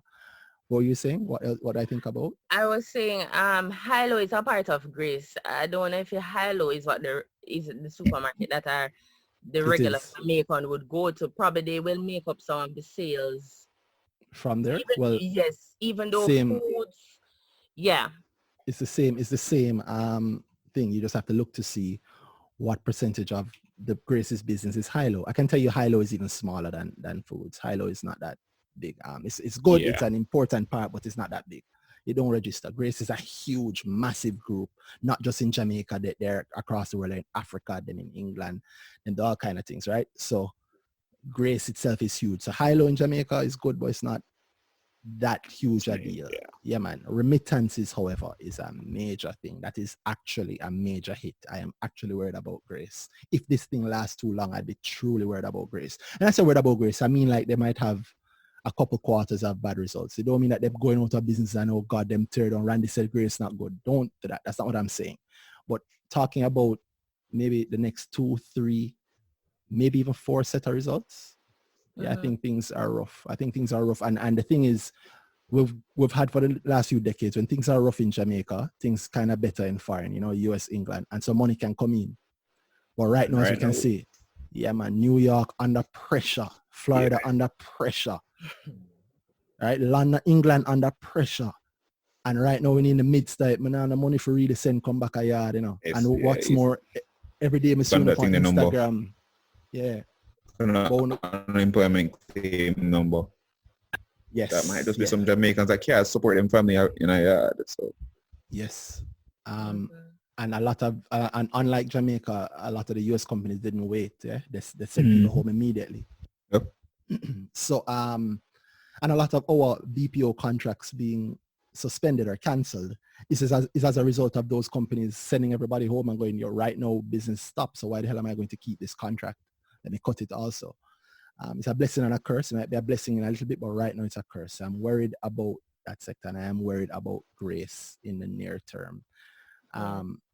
Having said that, I don't usually say, but I will say I do own Grace shares, and I probably won't sell them for now. And I bought them relatively recently, so yeah, if it dip, I might buy more based on my personal horizon, some things I'm looking for. But yeah, just on a fundamental basis in terms of looking at the business and what can happen to them, remittances is a major part of the business. And I think the hit that remittances is feeling might actually translate throughout the group. But hey, those guys are pretty genius. Let's see what they come up with, because these guys aren't slouching either, right? They're not just making things happen. They're making things happen to them. Yeah, that's true. Thank you very much, Kay. Thanks for the question. Yeah, thank you. All right, guys. We've been doing this now for a little while. This episode, I don't want to have our usual long episodes, but we've been doing it for a good little while. So I want to thank everybody for... It's already a usual long episode. Yeah, it's already a usually long episode, right? And see if I can cut it down to 2 hours and a little bit. If not, I hope you guys enjoyed it. Thank you again. I'm going to try and do more and more of this. You'll see more of this coming out. But what it is me just trying to ensure that we have a voice out there actually trying to help the regular, normal person with regards to their investing and their investment knowledge. All right. I hope this one was good enough for you. If you have anything else you want to say, now is the chance to say it. Boom, it has passed. It's too late. Danai, you have anything you want to tell the people before you go? Yeah. Start investing. Keep investing. Look at everything, find an opportunity, and make that money. Yeah, that's man, all. There's a whole heap out there. I've said it on a couple of episodes. I'll say it again. If you are getting started in investing, if you're thinking about jumping into the stock market, right now is the greatest chance you have to jump in. If you're already in and you feel like you're down on something, take a hard look at what it is that your portfolio is at and make some hard decisions. You're not in love with these companies. Feel free to sell something at a loss and jump into something else better later on. Yeah. I'll admit it, I actually sold a lot of NCB shares. Yeah, I sold a lot of NCB shares throughout the dip, and I put a lot of that money into Pulse. And Pulse has been growing heavily. And then, as you see what's been happening with Pulse, and this is in the middle of the noise, right? I even bought that, eh? Guess. One guess. One guess. I'm giving you one guess. Siboney. Oh no, I still own. I was guessing for guessing sake. Continue. Yeah, but Fontana. I bought some Fontana. Oh yeah, that's a good one. Yeah, once it fell below $5, it was back into good territory for me. You know what? Already many other conversations. We don't have that talk, yeah, man. Many times. I can't see it above $8, but at $5, the distance between $5 and $8 is nice to me. It's more than 50%. And I actually bought it below $4. We consider getting for myself. Yeah, so I was thinking about that. The $3 plus sales nice for me. Might just jump in. I'll be considering it. What time, that go. Yeah, I also grabbed up. Well, I mean, lab is always good, but lab is its own headache. I also saw options happening with cab brokers. I still don't know why the ticker is cab brokers instead of just cab, but yeah, cab I thought was an interesting one, and with the numbers that came out the other day, it turns out that it is exceedingly below value, right? I think in a little while we're going to have to see people recognizing it and it jumping in time. But I won't go too deep down the list. We have more coming. I think I've spoken long enough. So thank you guys for this episode. Thank you everybody who joined in live. And thank you, Danai, for being here. Thank you to our guest, Miss Jilly J. Gordon. You got Gordon. Gordon Swaby. Yeah, Chris from you and everybody else who joined in. So thank you guys very much. Look out for this. Yeah, this has been earnings season. I'm at RT Row on Twitter. I'm Randy Rowe in real life. And I'm Danai. And this has been earnings season, the Corona Curfew episode. Thank you.